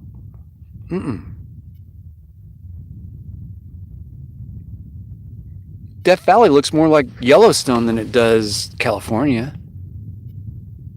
Does that make sense? It's more volcanic here. It's very different in that respect, I think.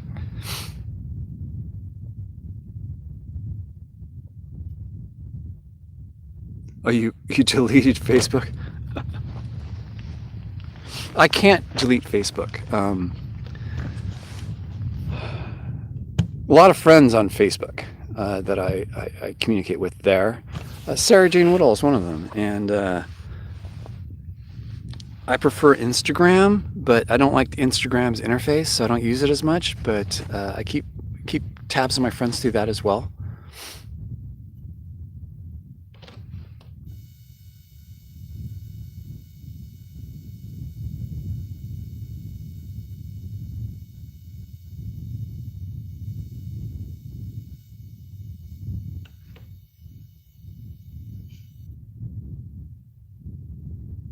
You mostly had it for work?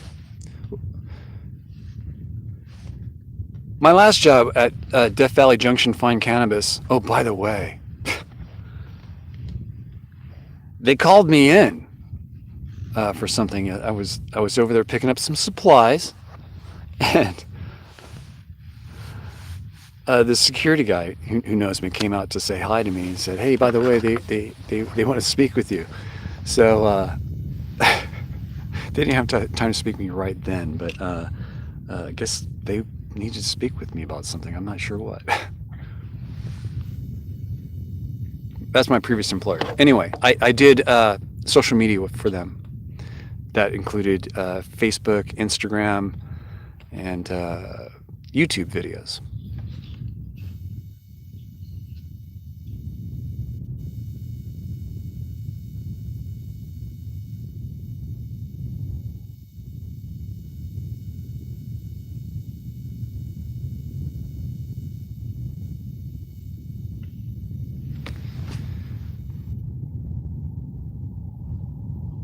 I miss this lake bed. I'm starting to remember all the sounds, including the traffic, and how it creeps up on you, the sound.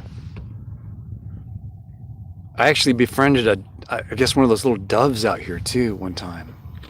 I'm telling you about these random stories, sorry. A dove flew, like a little love bird, came into my camp, and it was gray, looked like a dove. And I fed it some water and gave it some bread, and it was having a good time. It hopped into the car. It went into the car. It was open like it is now. It just hopped in, started walking around my stuff. It wasn't a pigeon. It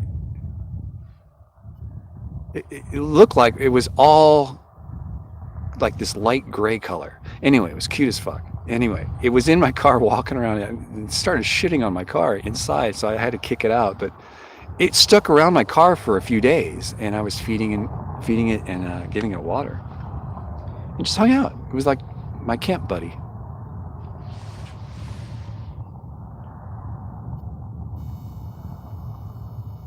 Fatty bowels. Sounds like a... What are you guys talking? Smoking fatty bowls on the playa. Playa? Bowl? Smoking?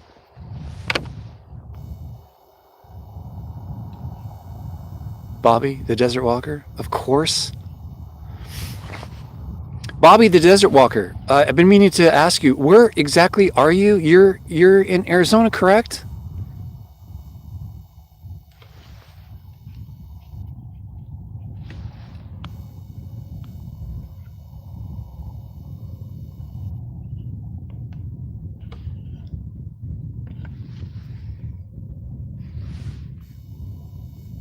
Tucson, even better. So the Pima Air and Space Museum is in Tucson, I believe. That's where I went to do that video. I'm making some plans, so I'll try and touch base with you. I'm making some road trip plans. I was kind of hoping Gary Bauer would be on, so I can talk with him too. I'm looking to make a trip down in through Arizona, so.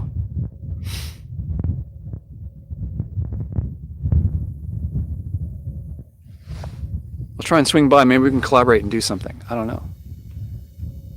I wouldn't mind doing a desert walk with you.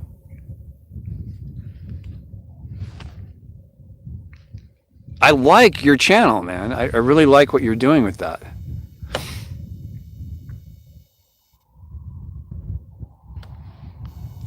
I like the Pima Air Museum because of the military base next to it has a ton of A-10s. I love A-10s. The flying tank, folks, has a Gatling gun on the front of it. Armor, I mean, we're talking armor-piercing ammunition here. It goes through tanks.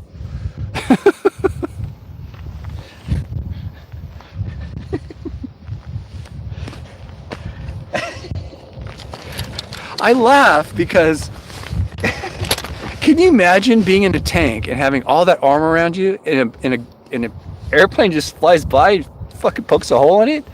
Sorry, it just cracks the hell out of me. Jeff, good morning. Titanium bathtub, yes sir.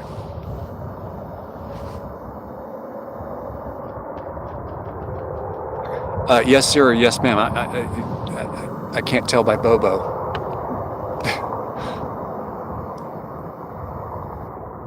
Jeff is in the house.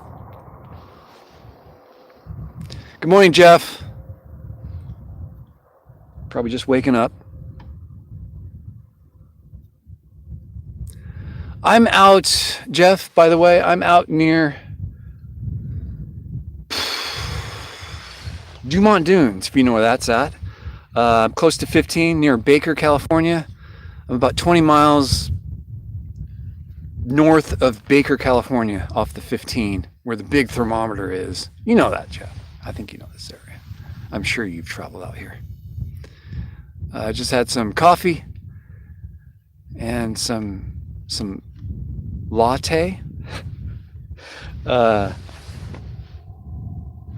Went on a walk out to that little lump back there, and back, and we're just kind of chatting. I'm actually packing the car up, getting ready to leave camp, and proceed to my next stop, which is Dumont Dunes, and see if I can get. When I came down here last night, there wasn't enough light to do what I needed to do at the dunes, and I didn't feel like going out there early in the morning. So it's not one of those dunes that you need, breathtaking views. It holds its own.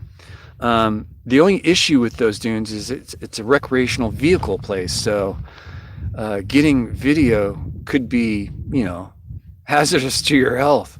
So I have to try and navigate that somehow. But I'll be doing that today, and hopefully get some footage of that. Majority of my day will be spent on the dunes, and then heading off to another location. I actually have two more locations to go to today outside of Dumont Dunes, and by Wednesday I should be up at Eureka Dunes. So we will see where that takes us.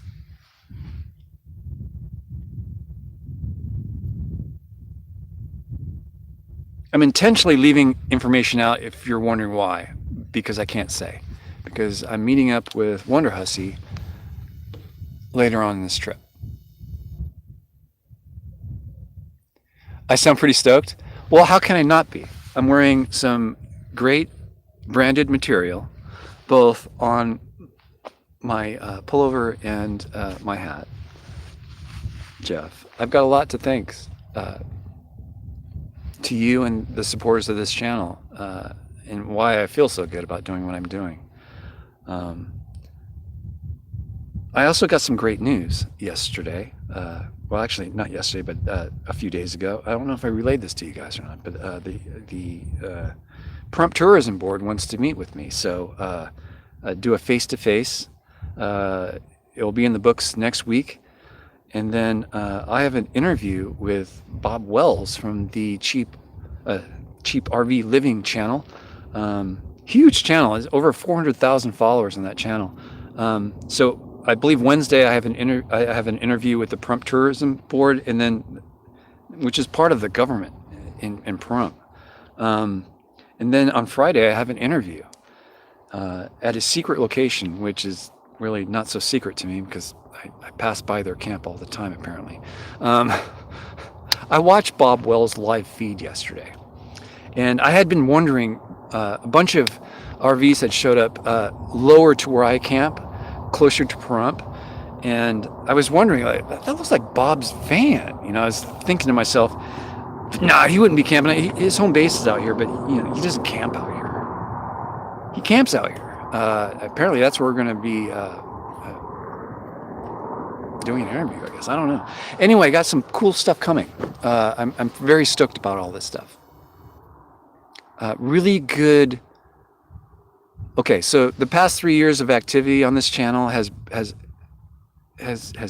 given me some fruit, and this fruit is little opportunities like working with the tourism board and getting on a channel to show how I live. This is exciting to me because I've never really done a video about how I live and work out of my car and why it's set up the way it is. But if you follow my channel, you understand why, but you really have to stick around for a while and poke around to understand why I've set this up the way I have and why I'm doing what I'm doing. So it'll be nice to get on Bob's channel and really get from his perspective questions that he has about my setup. So, and I have a lot of thanks to you guys for all this. I did this channel so that I would have people to share with, so it's working. I really wanted to share with everyone out there that no matter how dark and bad things get, go to a good place and focus on that. And yeah, don't give up. Dreams do come true if you put your mind to it. And anyway, I digress. I digress.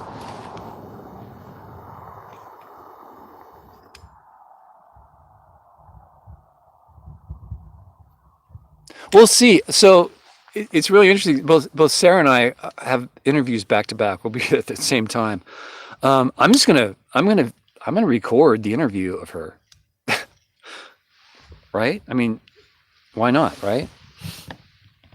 I won't release the video until they release theirs, but I will have my own version of what's going on that day. Behind the scenes interview with Bob Wells at Cheap RV Living. Maybe Sarah would like to buy it for like $5 or $6. I'm kidding. I would provide that to her for free. Um, um, and maybe she'll stick around to do mine. I don't know. Oh, really, Dennis? You like the live feeds?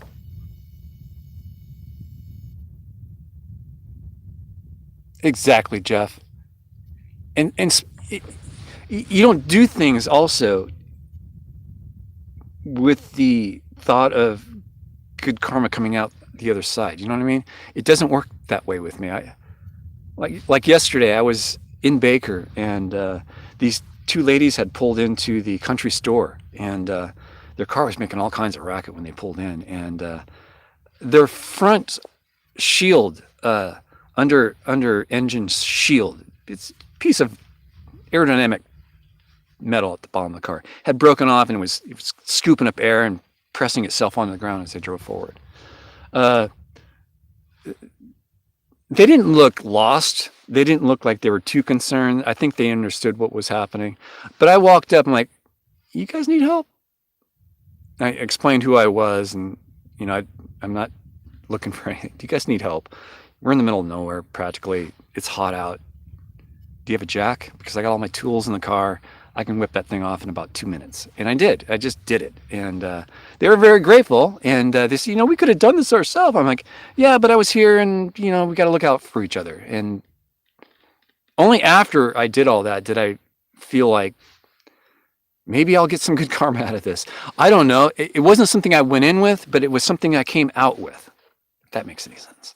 So I didn't go into the situation thinking I'm going to get good karma. I was just trying to help someone. But at the end, I felt like maybe I'll get some credit somewhere. Yeah, Bob's channel's great. He's the reason why I have a shovel in the car. Because I hate carrying shit around. Yeah, it makes you feel good. And you've done something right when that happens. So, yeah. And it was no sweat off my back. Matter of fact, I didn't even have to break a tool out. I used a quarter or a nickel to take off the other 3 screws that were holding that plate onto the car. Once that came off, gave it to them, gave them the 3 pieces, and they're like, thank you. It was great. It was great. Everyone should do that. Everyone should look for a way to help someone. Maybe there's a good goal for the day. Throughout your day, just ask someone if they need some help. Can I help you with anything? You need any help? I'm here. I can help you. You need anything?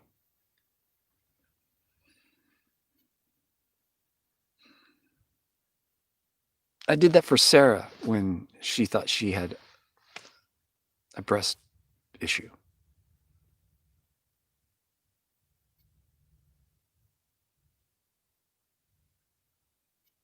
I won't forget that.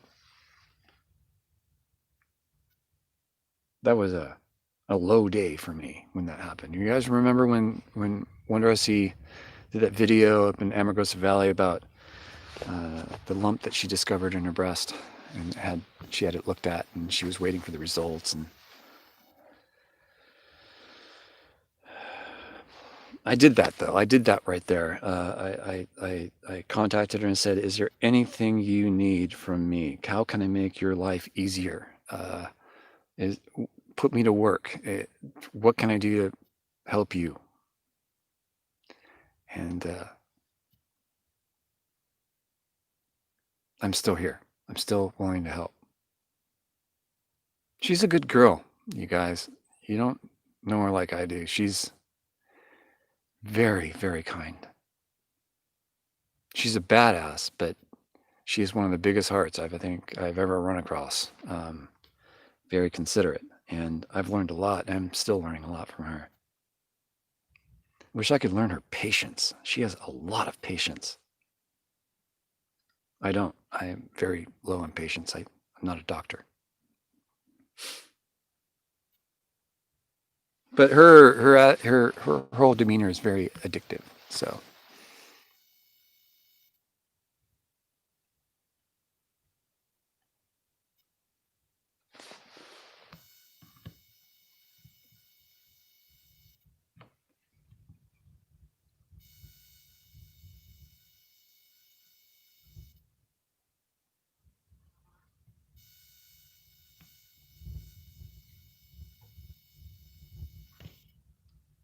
yeah, she is awesome. I've said this a lot, but my channel would not be here without her. It would have been gone. She intervened. I mean, I was ready to hang it up, and she stopped that. So I remind her that a lot, and I'm very grateful to have her as a friend.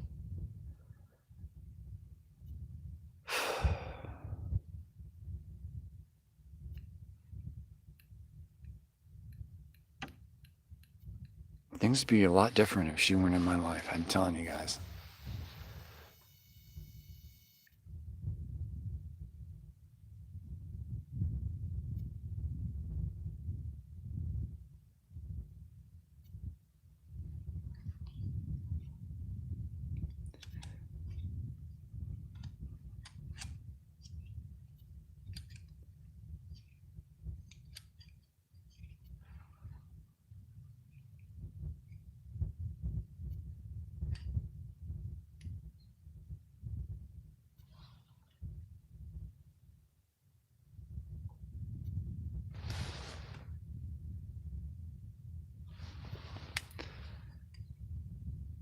Can you guys hear that jet?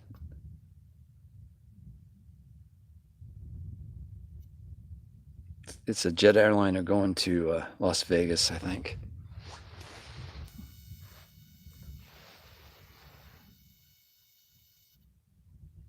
I'm glad she was there for me too. I'll never be able to repay her for this.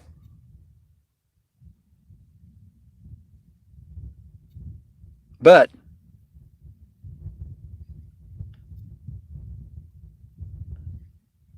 I'm here today, and I'll do everything I can to make her life better every day.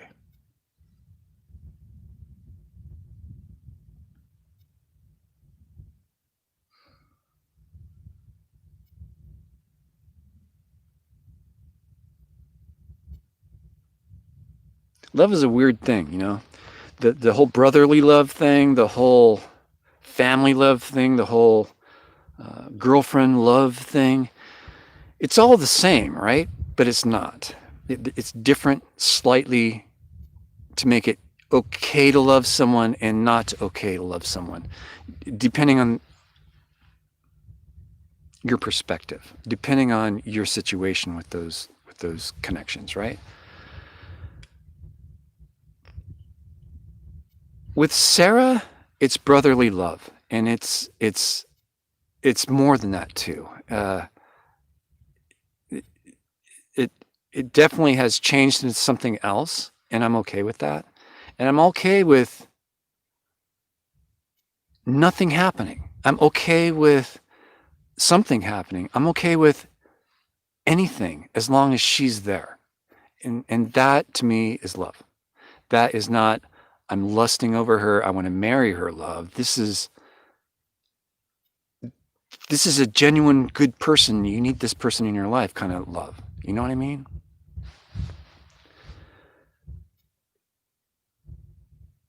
It's not about having someone as a girlfriend or as a wife. It's about adding to a catalog of friends. You know what I mean? It's like she's an important addition to that. And it's not about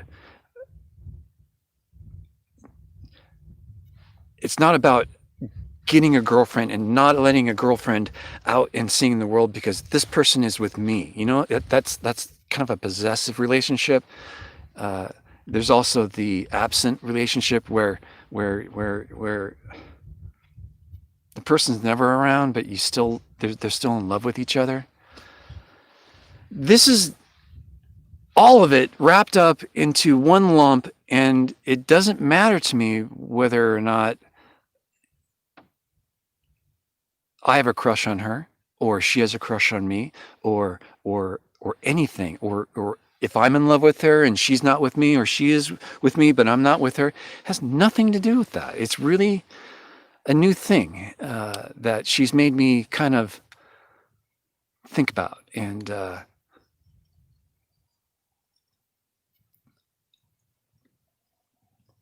do you call it? Integrate into my own kind of isms, I guess.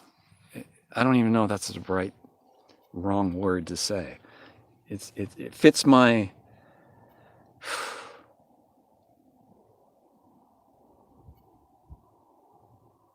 she's my compass, right?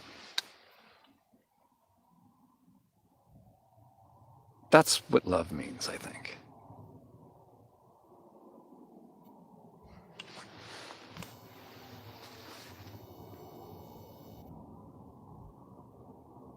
Exactly. Nothing attached to it. Nothing. And that's kind of what I think the Police song is all about. If you love someone, set them free. You don't put anything around them. You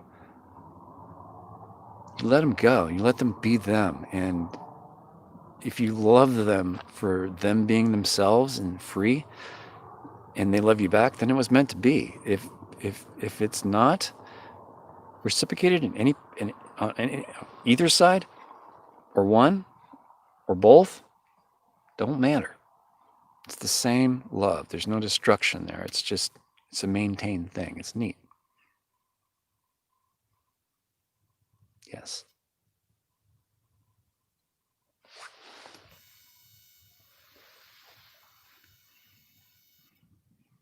Yes, I think so. And if you don't speak the same language, you work at bridging that gap.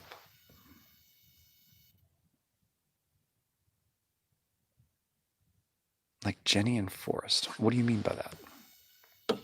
Oh, Forrest Gump?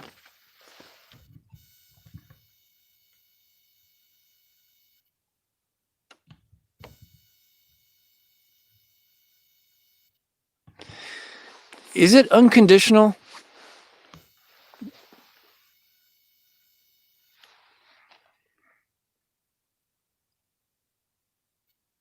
I'm asking a real question.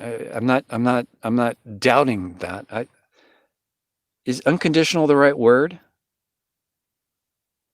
Because there is a condition in which it has to happen, right? There has to be a friendly camaraderie kind of affection. You know what I mean? So there is a condition in which it has to breed from. So it's not really unconditional. It's kind of conditional love, but it's a love that has no fences, no boundaries, no rules, no nothing. It's just the only rule is love. You know, it's kind of hard to conceive.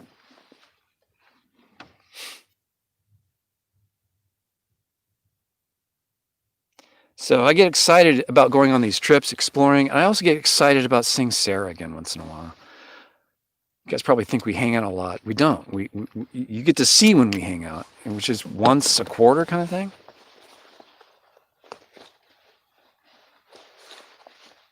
But I'm happy as a pig in mud right now, just being out by myself with you guys and exploring like this and having Wi-Fi again to be able to live stream with you guys anywhere, as long as I have signal. This is my jam. And when I have to share this with even Wonder Hussy, it becomes a slower day for me. It goes slower, like, because you have another person that you have to coordinate with. You know what I mean? Even though it goes fast and we get along and we pop the locations off pretty quick, you're still slower than you would be by yourself. Yes, exactly. You give without expecting anything in return. And yes, Pam.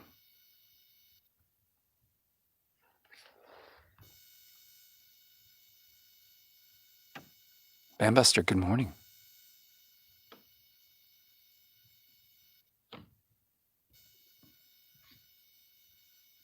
Yeah, I don't expect anything in return, Dennis. You gotta, yeah, I think that's how we started this all. You gotta do stuff out of the kindness of your heart, not out of expecting good karma kind of thing.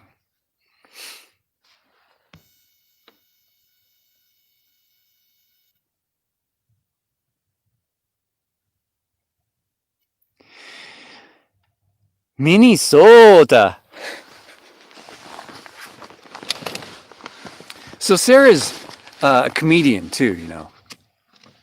She cracks the hell out of me at camp, and at some point I hope to somewhere capture that along the way. Not that I can plan that, but yeah.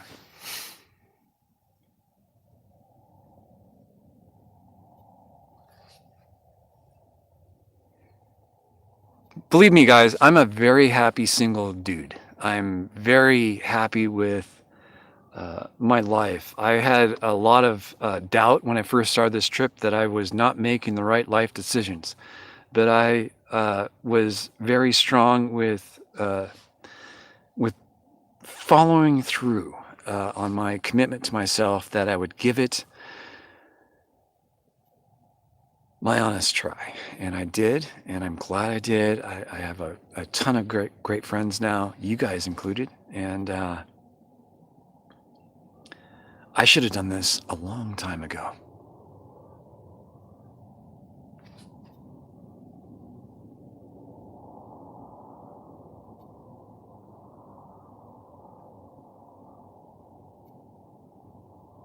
But I was scared to death when I landed on this dry lake bed. I spent about 10 weeks out here, guys. I would run back to Baker for supplies because I didn't know Pahrump. I didn't know this area at all. I knew this dry lake bed and I knew Baker. And I used to go get water. I used to drive clear into Barstow from here to get water before I knew Pahrump existed.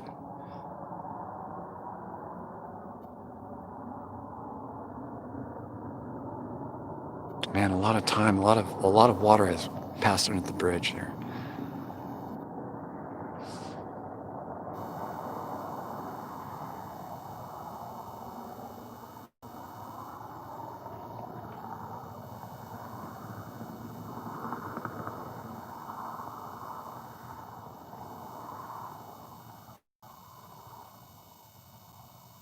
Yeah, she's totally genuine. And you heard her concern in one of her videos recently about people like defacing her stickers and stuff.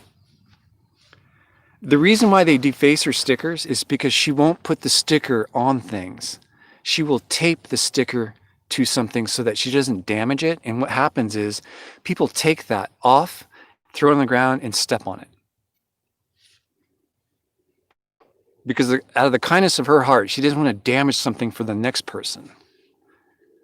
She doesn't leave a graffiti.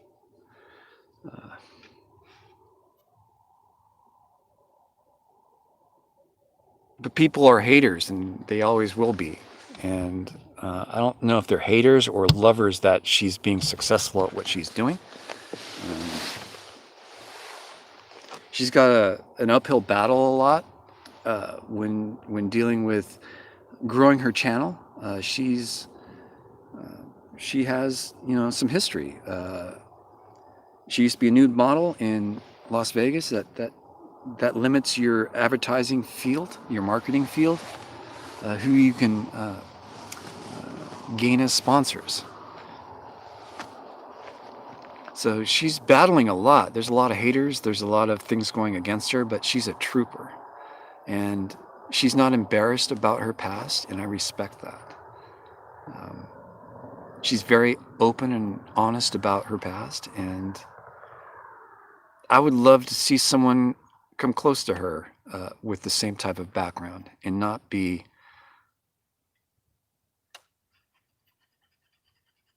what I think they would be, which would be very quiet about their or secretive about their past because they don't want that to get out because they want to do business with L'Oreal or the Chronicle or, I don't know.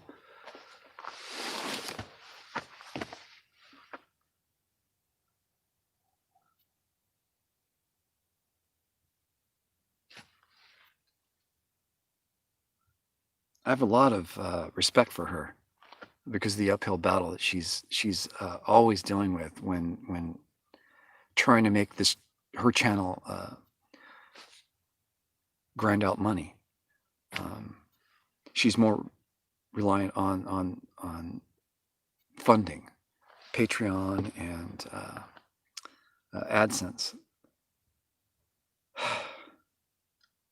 I'm focused more on a different area. I'm focused more on partnerships and sponsorships. I want to keep my content on the art side, not on the political side, not on a weird, not on any kind of weird topic. I want to keep it natural, fun, like I see the desert. Okay, enough of me ranting and wasting time here because I'm just burning my sunlight to get to those dunes back there, which I'm freaked out about going to because there's a ton of cars out there.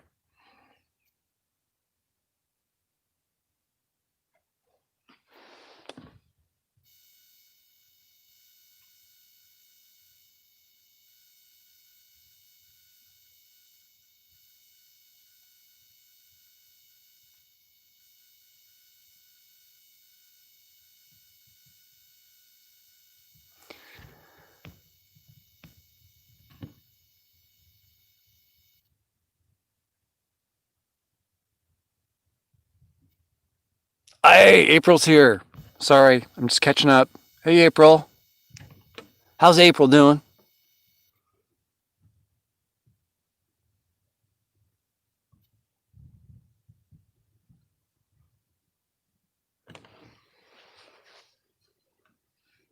So, no promises about the Prump Tourism Board, but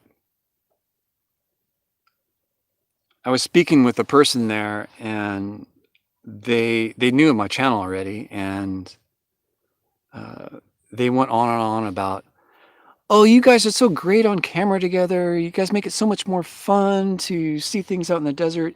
You know who they were talking about? So yeah, naturally, I had to consult with Sarah and ask her if it'd be okay if, sorry, we had just dropped out there. It's been 2 hours I've been on this live stream. So I'll wrap it up here, guys. But basically, she's been incorporated into this opportunity for the Prump Tourism Board. And I felt the duty to offer that up to her because I consider her,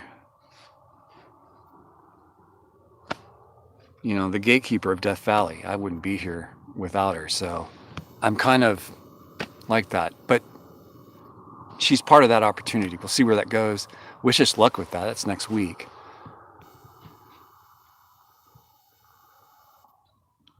Whackers.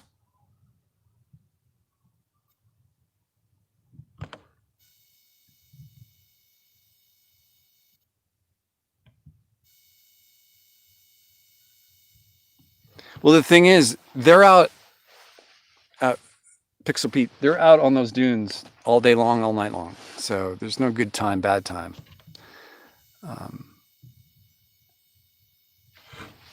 But I am getting a little hungry again. So I think I might have a breakfast bar and then maybe one more coffee, maybe.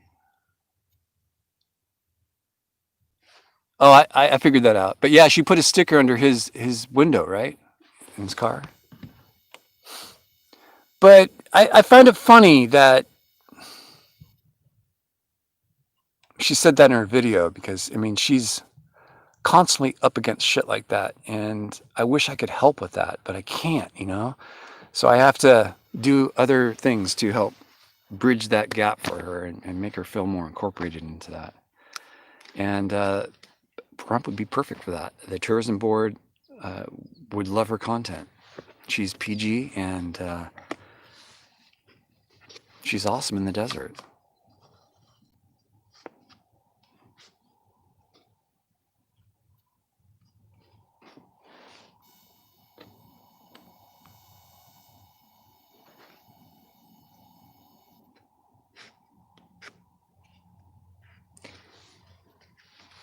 Yeah. I know she was. I don't know where that went. I think the Nevada Tourism Board, I think she was trying to win some contest where you basically get paid to travel around and explore Nevada. I think that's what she was going for. I don't think that happened. I don't think she won that.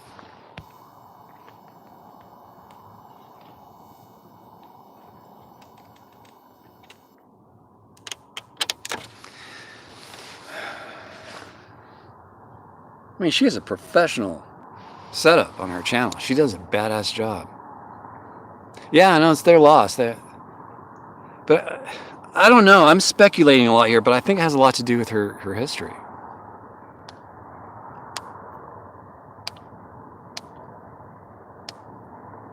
Wouldn't she?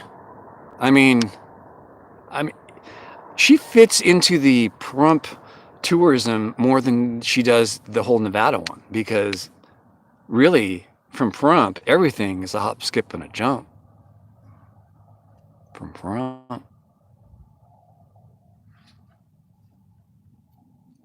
Man.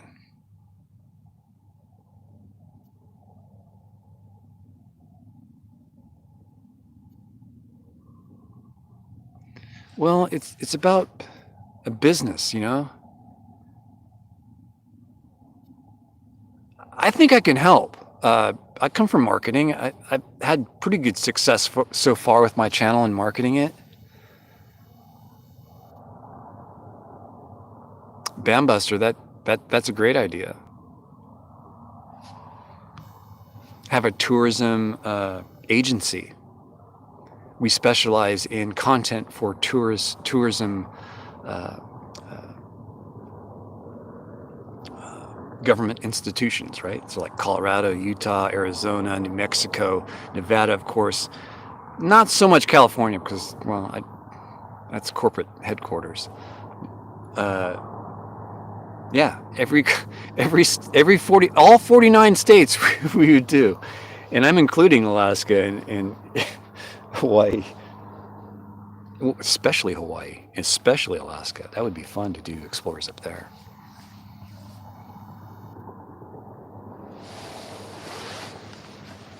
We could definitely call it Wonder Hussy Adventures, huh? Wonder Hussy Adventures Agency. Wah. Wah, wah. I didn't mean it that way. I think it's a good idea. She's very independent, though. I don't know if she would like someone doing that. Not that she's a control freak. Matter of fact, every time I thought Sarah wouldn't like something, she's surprised me.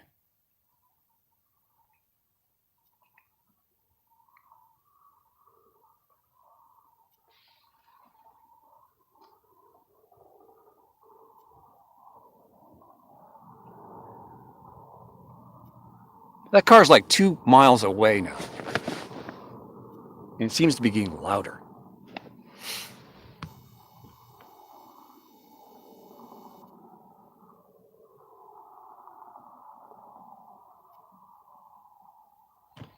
Oh yeah, that'd be cool.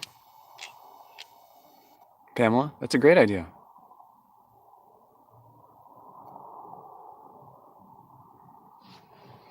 Start a group on Facebook, Dennis. Or just comment on my Facebook page and start a discussion there. And yeah, everyone can join. I mean, I'm not too picky with friends on Facebook. I ban a lot if I see stuff going sideways.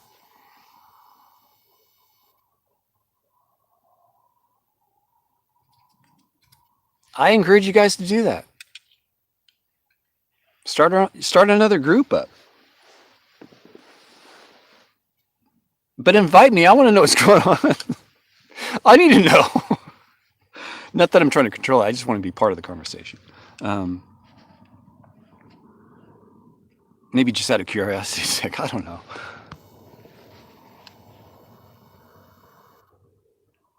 Friends of EFX5 group. There you go. Because people search for EFX5 and they find my channel. So if you start making a group like that, they'll find the group as well. If you want it to be an open group, that is. It's up to you guys. It's not my group. But EFX5 is the shortcut. If you do a search for EFX5, I try to incorporate that into every one of my video tags everywhere. So I'm trying to own that abbreviation.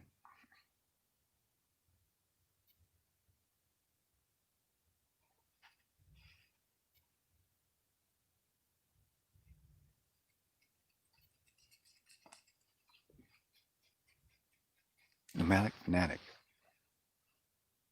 Why do I know that? That's not nomadic hippie, is it?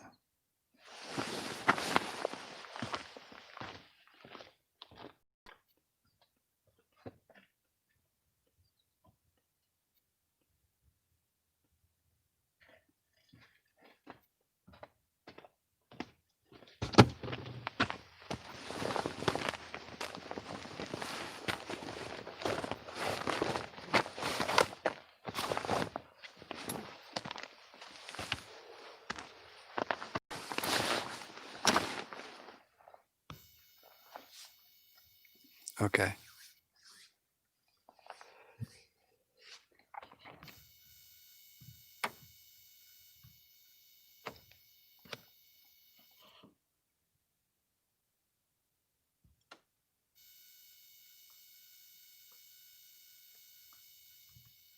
April, aren't we friends on Facebook already? Or is that for everyone else? I'm not.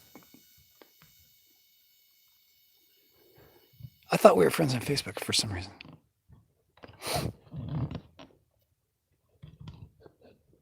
I'm just going to go crooked just to mess with you guys.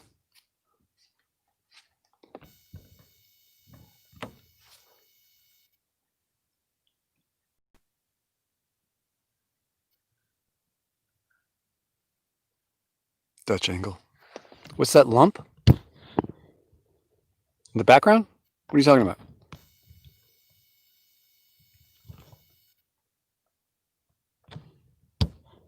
Behind me? Those are just lumps.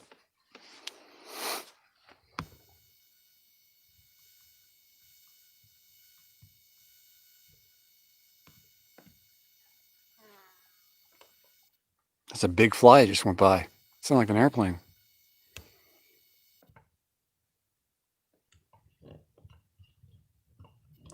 Oh, really? You guys are talking about those things in the background here? This lump? Well, there's one right next to me. I'll show you.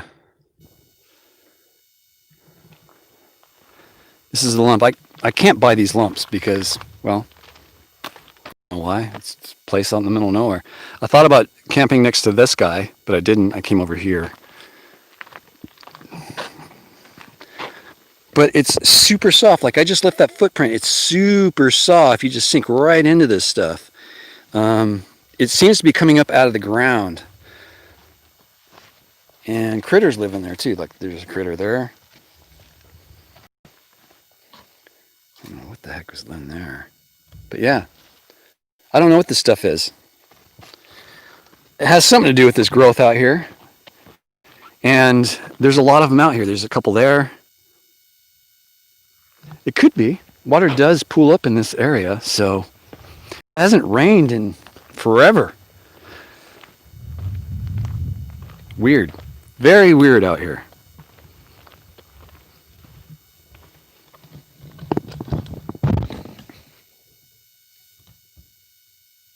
wrong with this camera? Turn around. Turn around already.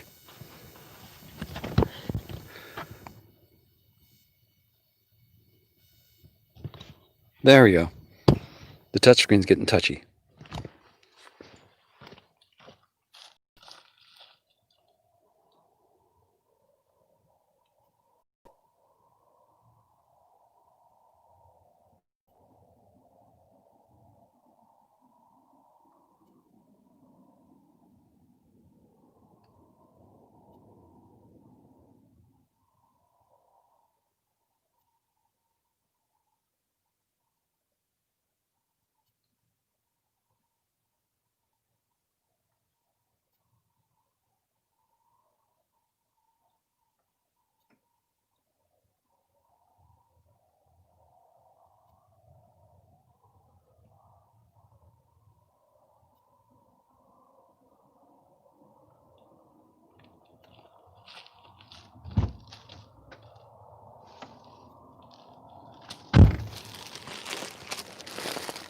Thank you, Lisa.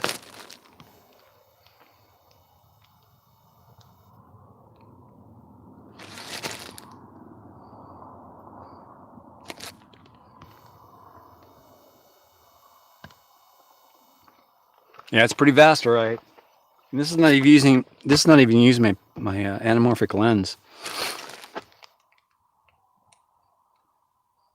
Man, this is dirty. Is the video dirty, by the way? I'll just make sure. My screen is fingerprinted up, so I can't really see if it's focused or not. Where's the horizon? There it is.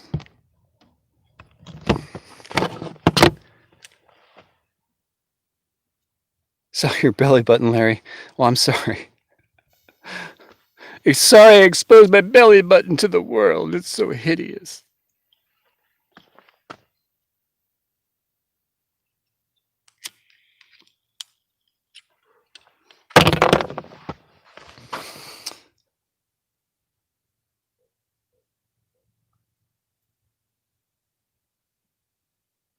It's an innie. It's an innie.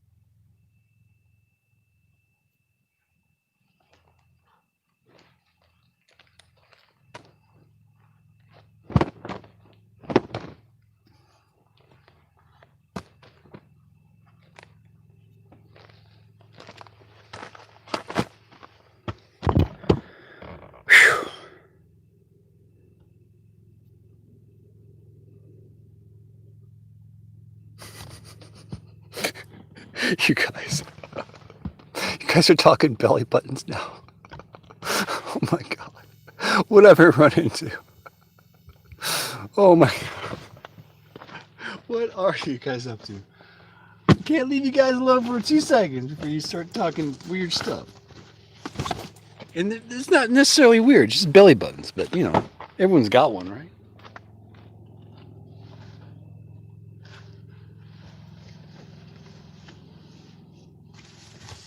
Okay, I'm ready to start putting stuff back in, I think. And that would start with these guys. That goes here. Everything else on the floor. Yes, I'm still packing. Sorry.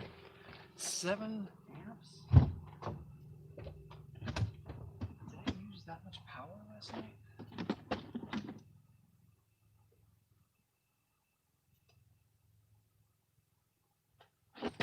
Oh, that's right, because I left in the afternoon. So that's 15 amp hours I've gone through already.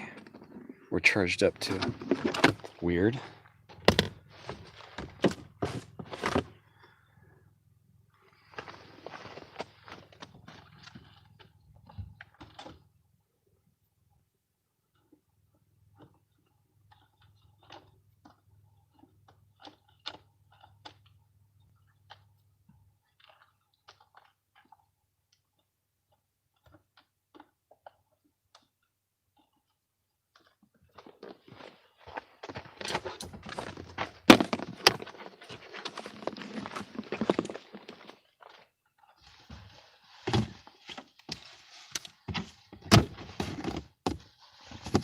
curtain's going up. Curtain time. Is that what they call it, curtain time in theater? When the curtains go up?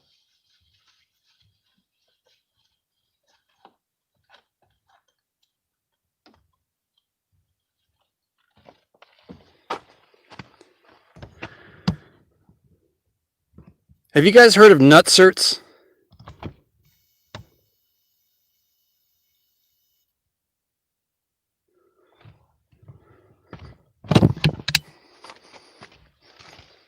Okay.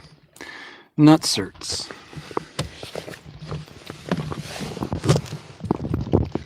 How can I do this? Turn it around. Okay, you see this here? This is an Allen head. This is what holds up my curtain in the car. So I roll it up and I just kind of, Velcro it like so. But we were talking earlier about putting a net into the top of the car so I can have storage up there. I definitely can do it. These are nutserts, so this is threaded into basically something I've crimped or pressed into my headliner. Drill the hole, press that in there, and then I have a threaded place I can mount. So they're called nutserts. S-E-R-T-S. Cert. Okay. So that's what I've done all along the top here to hold my what you call it, the curtain up to the car. So I can definitely put a net up here, but then it's lowering my headroom inside the car when I'm in it. So I don't know if I really want to do that. I don't know. This is my curtain rod for separating the front cabin from the rear. So it's totally light, blocked. If I need, I could be in total darkness right now by pulling these curtains. Anyway, I thought you guys would find that interesting for some stupid reason. I don't know. The use of nutserts are, well, you see that a lot in, well, it's what I used in my race cars to attach body parts and stuff.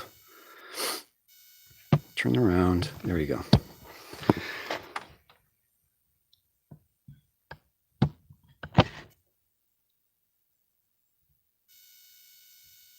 What do you mean it has gone off the rails?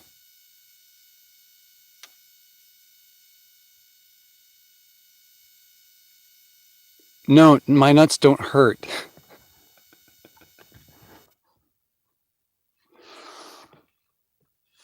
You guys are funny. Anyway, that's what I had going on with that. Holy heta.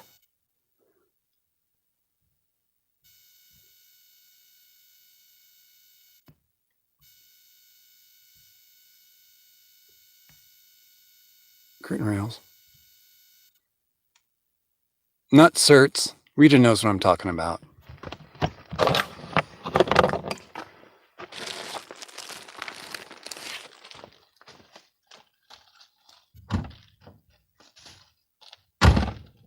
Okie dokie. That's ready to go in. This is ready to go in. Need to do my morning cleanup. Put my latte away. Man, I gotta fix that somehow because I got a shitload of it.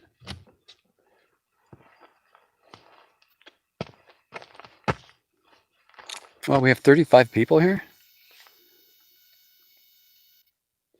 Seriously, Google the Utah Cougar video.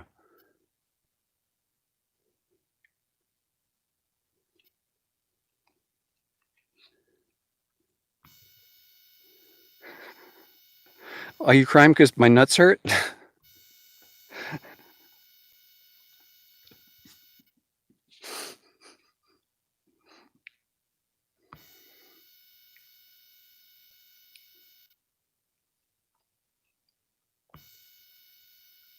I think I've seen. I think it's a parody, right? Video. I think I've seen that.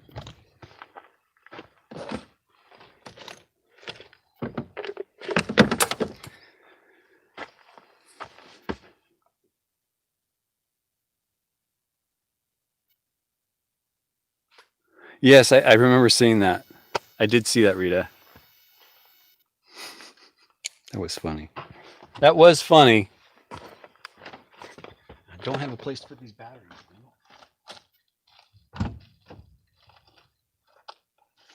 I'm slowly packing my car as we speak, folks, so that's why I keep disappearing. I'm wondering why.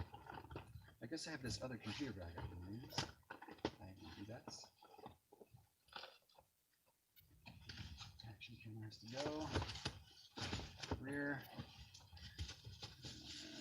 I got foils.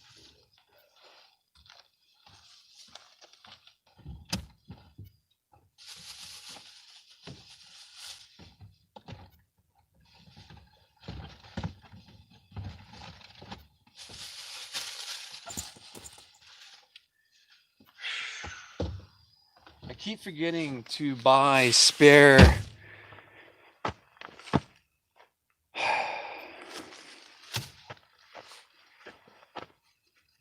belts for the car. I got to do that. I should carry spare belts. I carry spares almost of everything, so.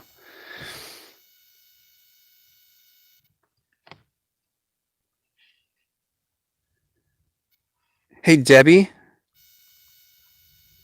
Debbie's a moderator on the channel. Debbie, are you there, Florida? I trust that you'll respect the moderator rules.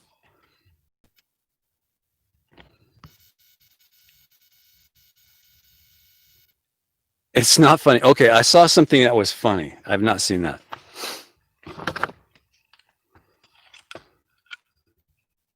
I don't know. I think I'd have a good time with the cougar. Who caught that? Did anyone catch that? I was just joking. I wasn't serious with that. I would dance with the cougar.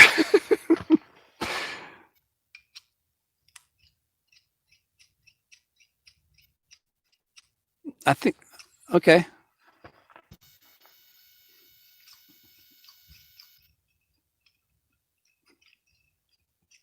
What's wrong with this? What's wrong with being into, cougars?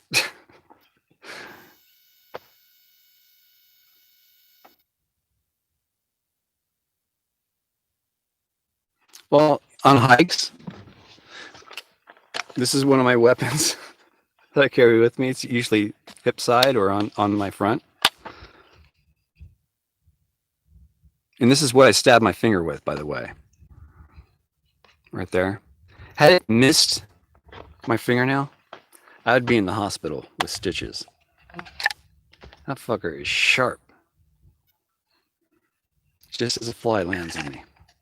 As I have the knife out. Great. Just great. You guys almost watched me poke my eye out, basically, is what I'm saying. I'm breaking up.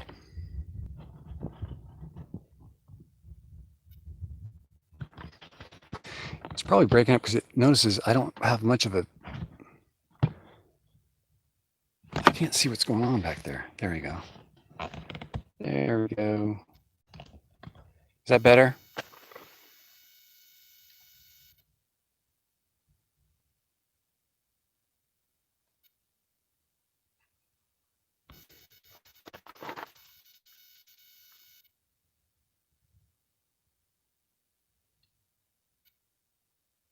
Yeah, Debbie, could you make her a moderator?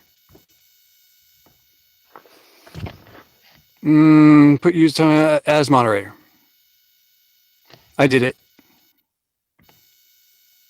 I can do that, actually. I didn't think I could.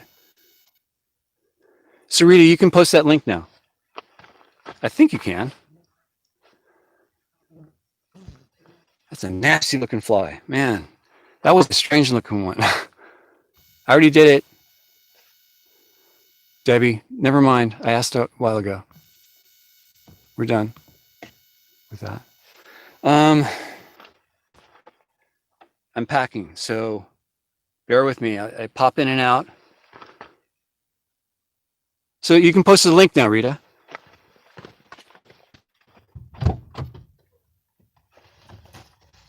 Jackets, This needs to go away. By the way, Jeff, you still here? You're a bad man. You're a very bad man.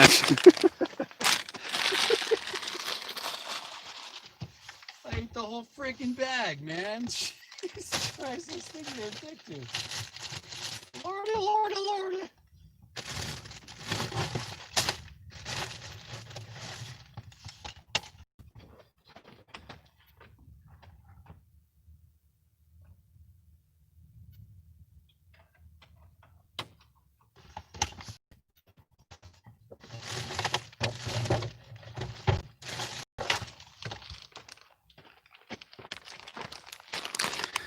Bag of ice in the middle of the desert. A little bit of water. These are for the dirty martinis.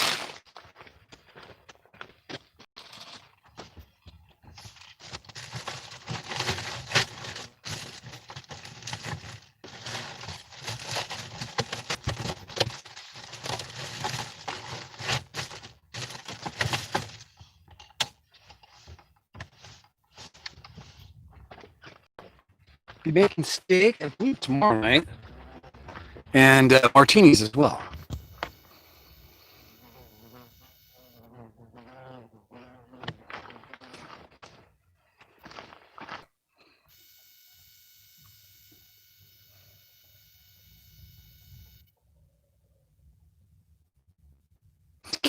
You guys are funny. Get the thrill of someone almost getting eaten by a cat. That's crazy. You guys are demented. Okay,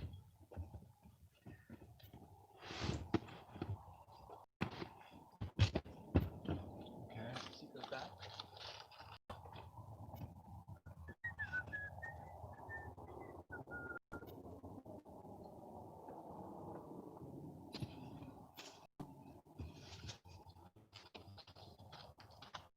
You can get out of that freaking car, you.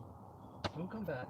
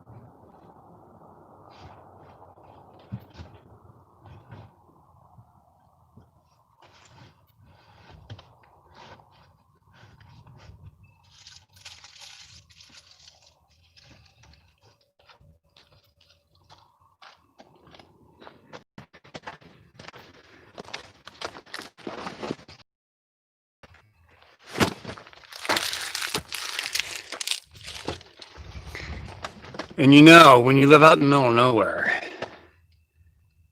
your clothes are always dirty. So by the time it makes it into this bag, there should be like a biohazard, sticker on it, like, proceed forward at your own risk kind of, sticker. Loss of hair, not responsible, that kind of thing. The fumes might burn your hair off. That sort of thing. But the bag is good. It's a good bag.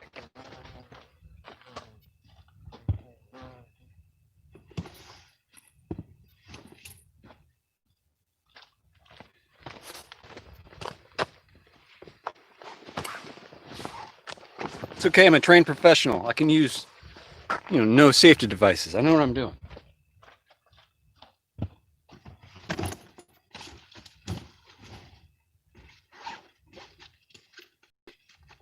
I'm underutilizing this bag, I think.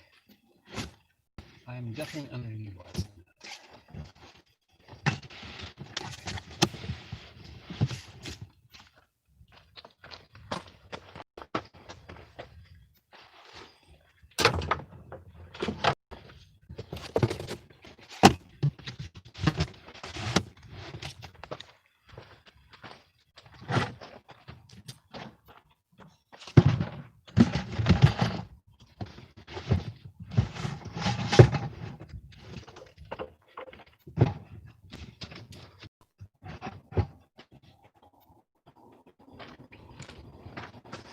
I'm considering coming back here to camp. I can't get back here because I'll be in Eureka. Not Eureka, Nevada, but the Eureka Dunes here in Death Valley. That's on the other side of the park.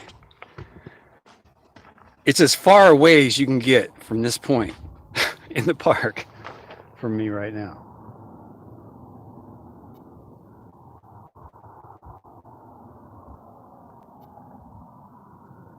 I'm not looking forward to the drive. It's a lot of gas. But I'm going to be stopping at a whole bunch of places, and Sarah's on a little portion of that. So, whoa, I've lost a lot of...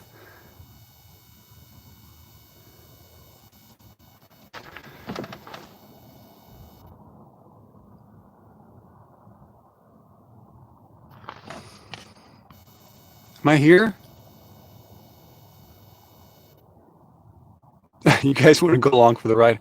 I don't know. It'd probably run out of signal by the time I got down about 3 or 4 miles. That's about as far as it goes. Picture's not so good? Okay, it's probably because I've been moving stuff around in here. Do I need this open right now?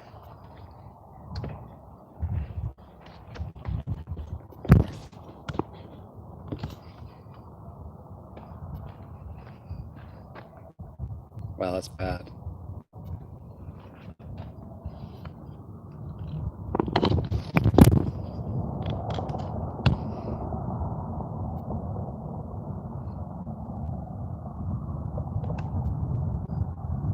Kevin, I have not. That's up in Lone Pine. I would love to do a Lone Pine trip. I can't find anyone to go up there with me because it's so touristy. Let's go up. That's the X5. Oh, let's try that. Now I can't see. How's the signal now? You have a direct line. There's no car in the way of...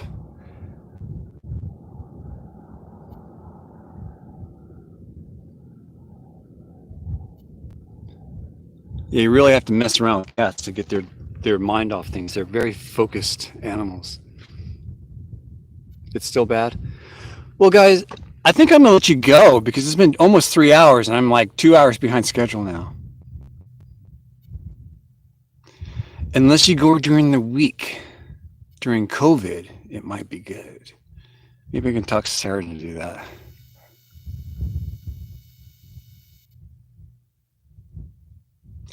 I'm going to sign off, guys. I'll talk to you guys in a bit. It's been fun hanging out with you, but I really have to wrap this up. And since the signal's dying,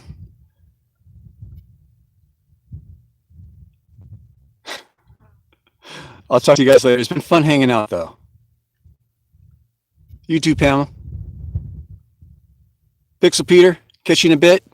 Debbie, thanks for your help. We've got a new moderator now. Her name's Rita. So don't mess with Rita too much. She's wielding the wrench. I'll catch you guys later. Thanks for tuning in. And more to come in a few days. I'll see what I can do with Signal. I'll talk to you guys in a bit. Oh, crap. I can't even see the button now. Are you sure you want to stop streaming? Cancel. Oh, this is what cancel does? It just takes me back? Okay. Are you sure you want to stop streaming now or later? Now?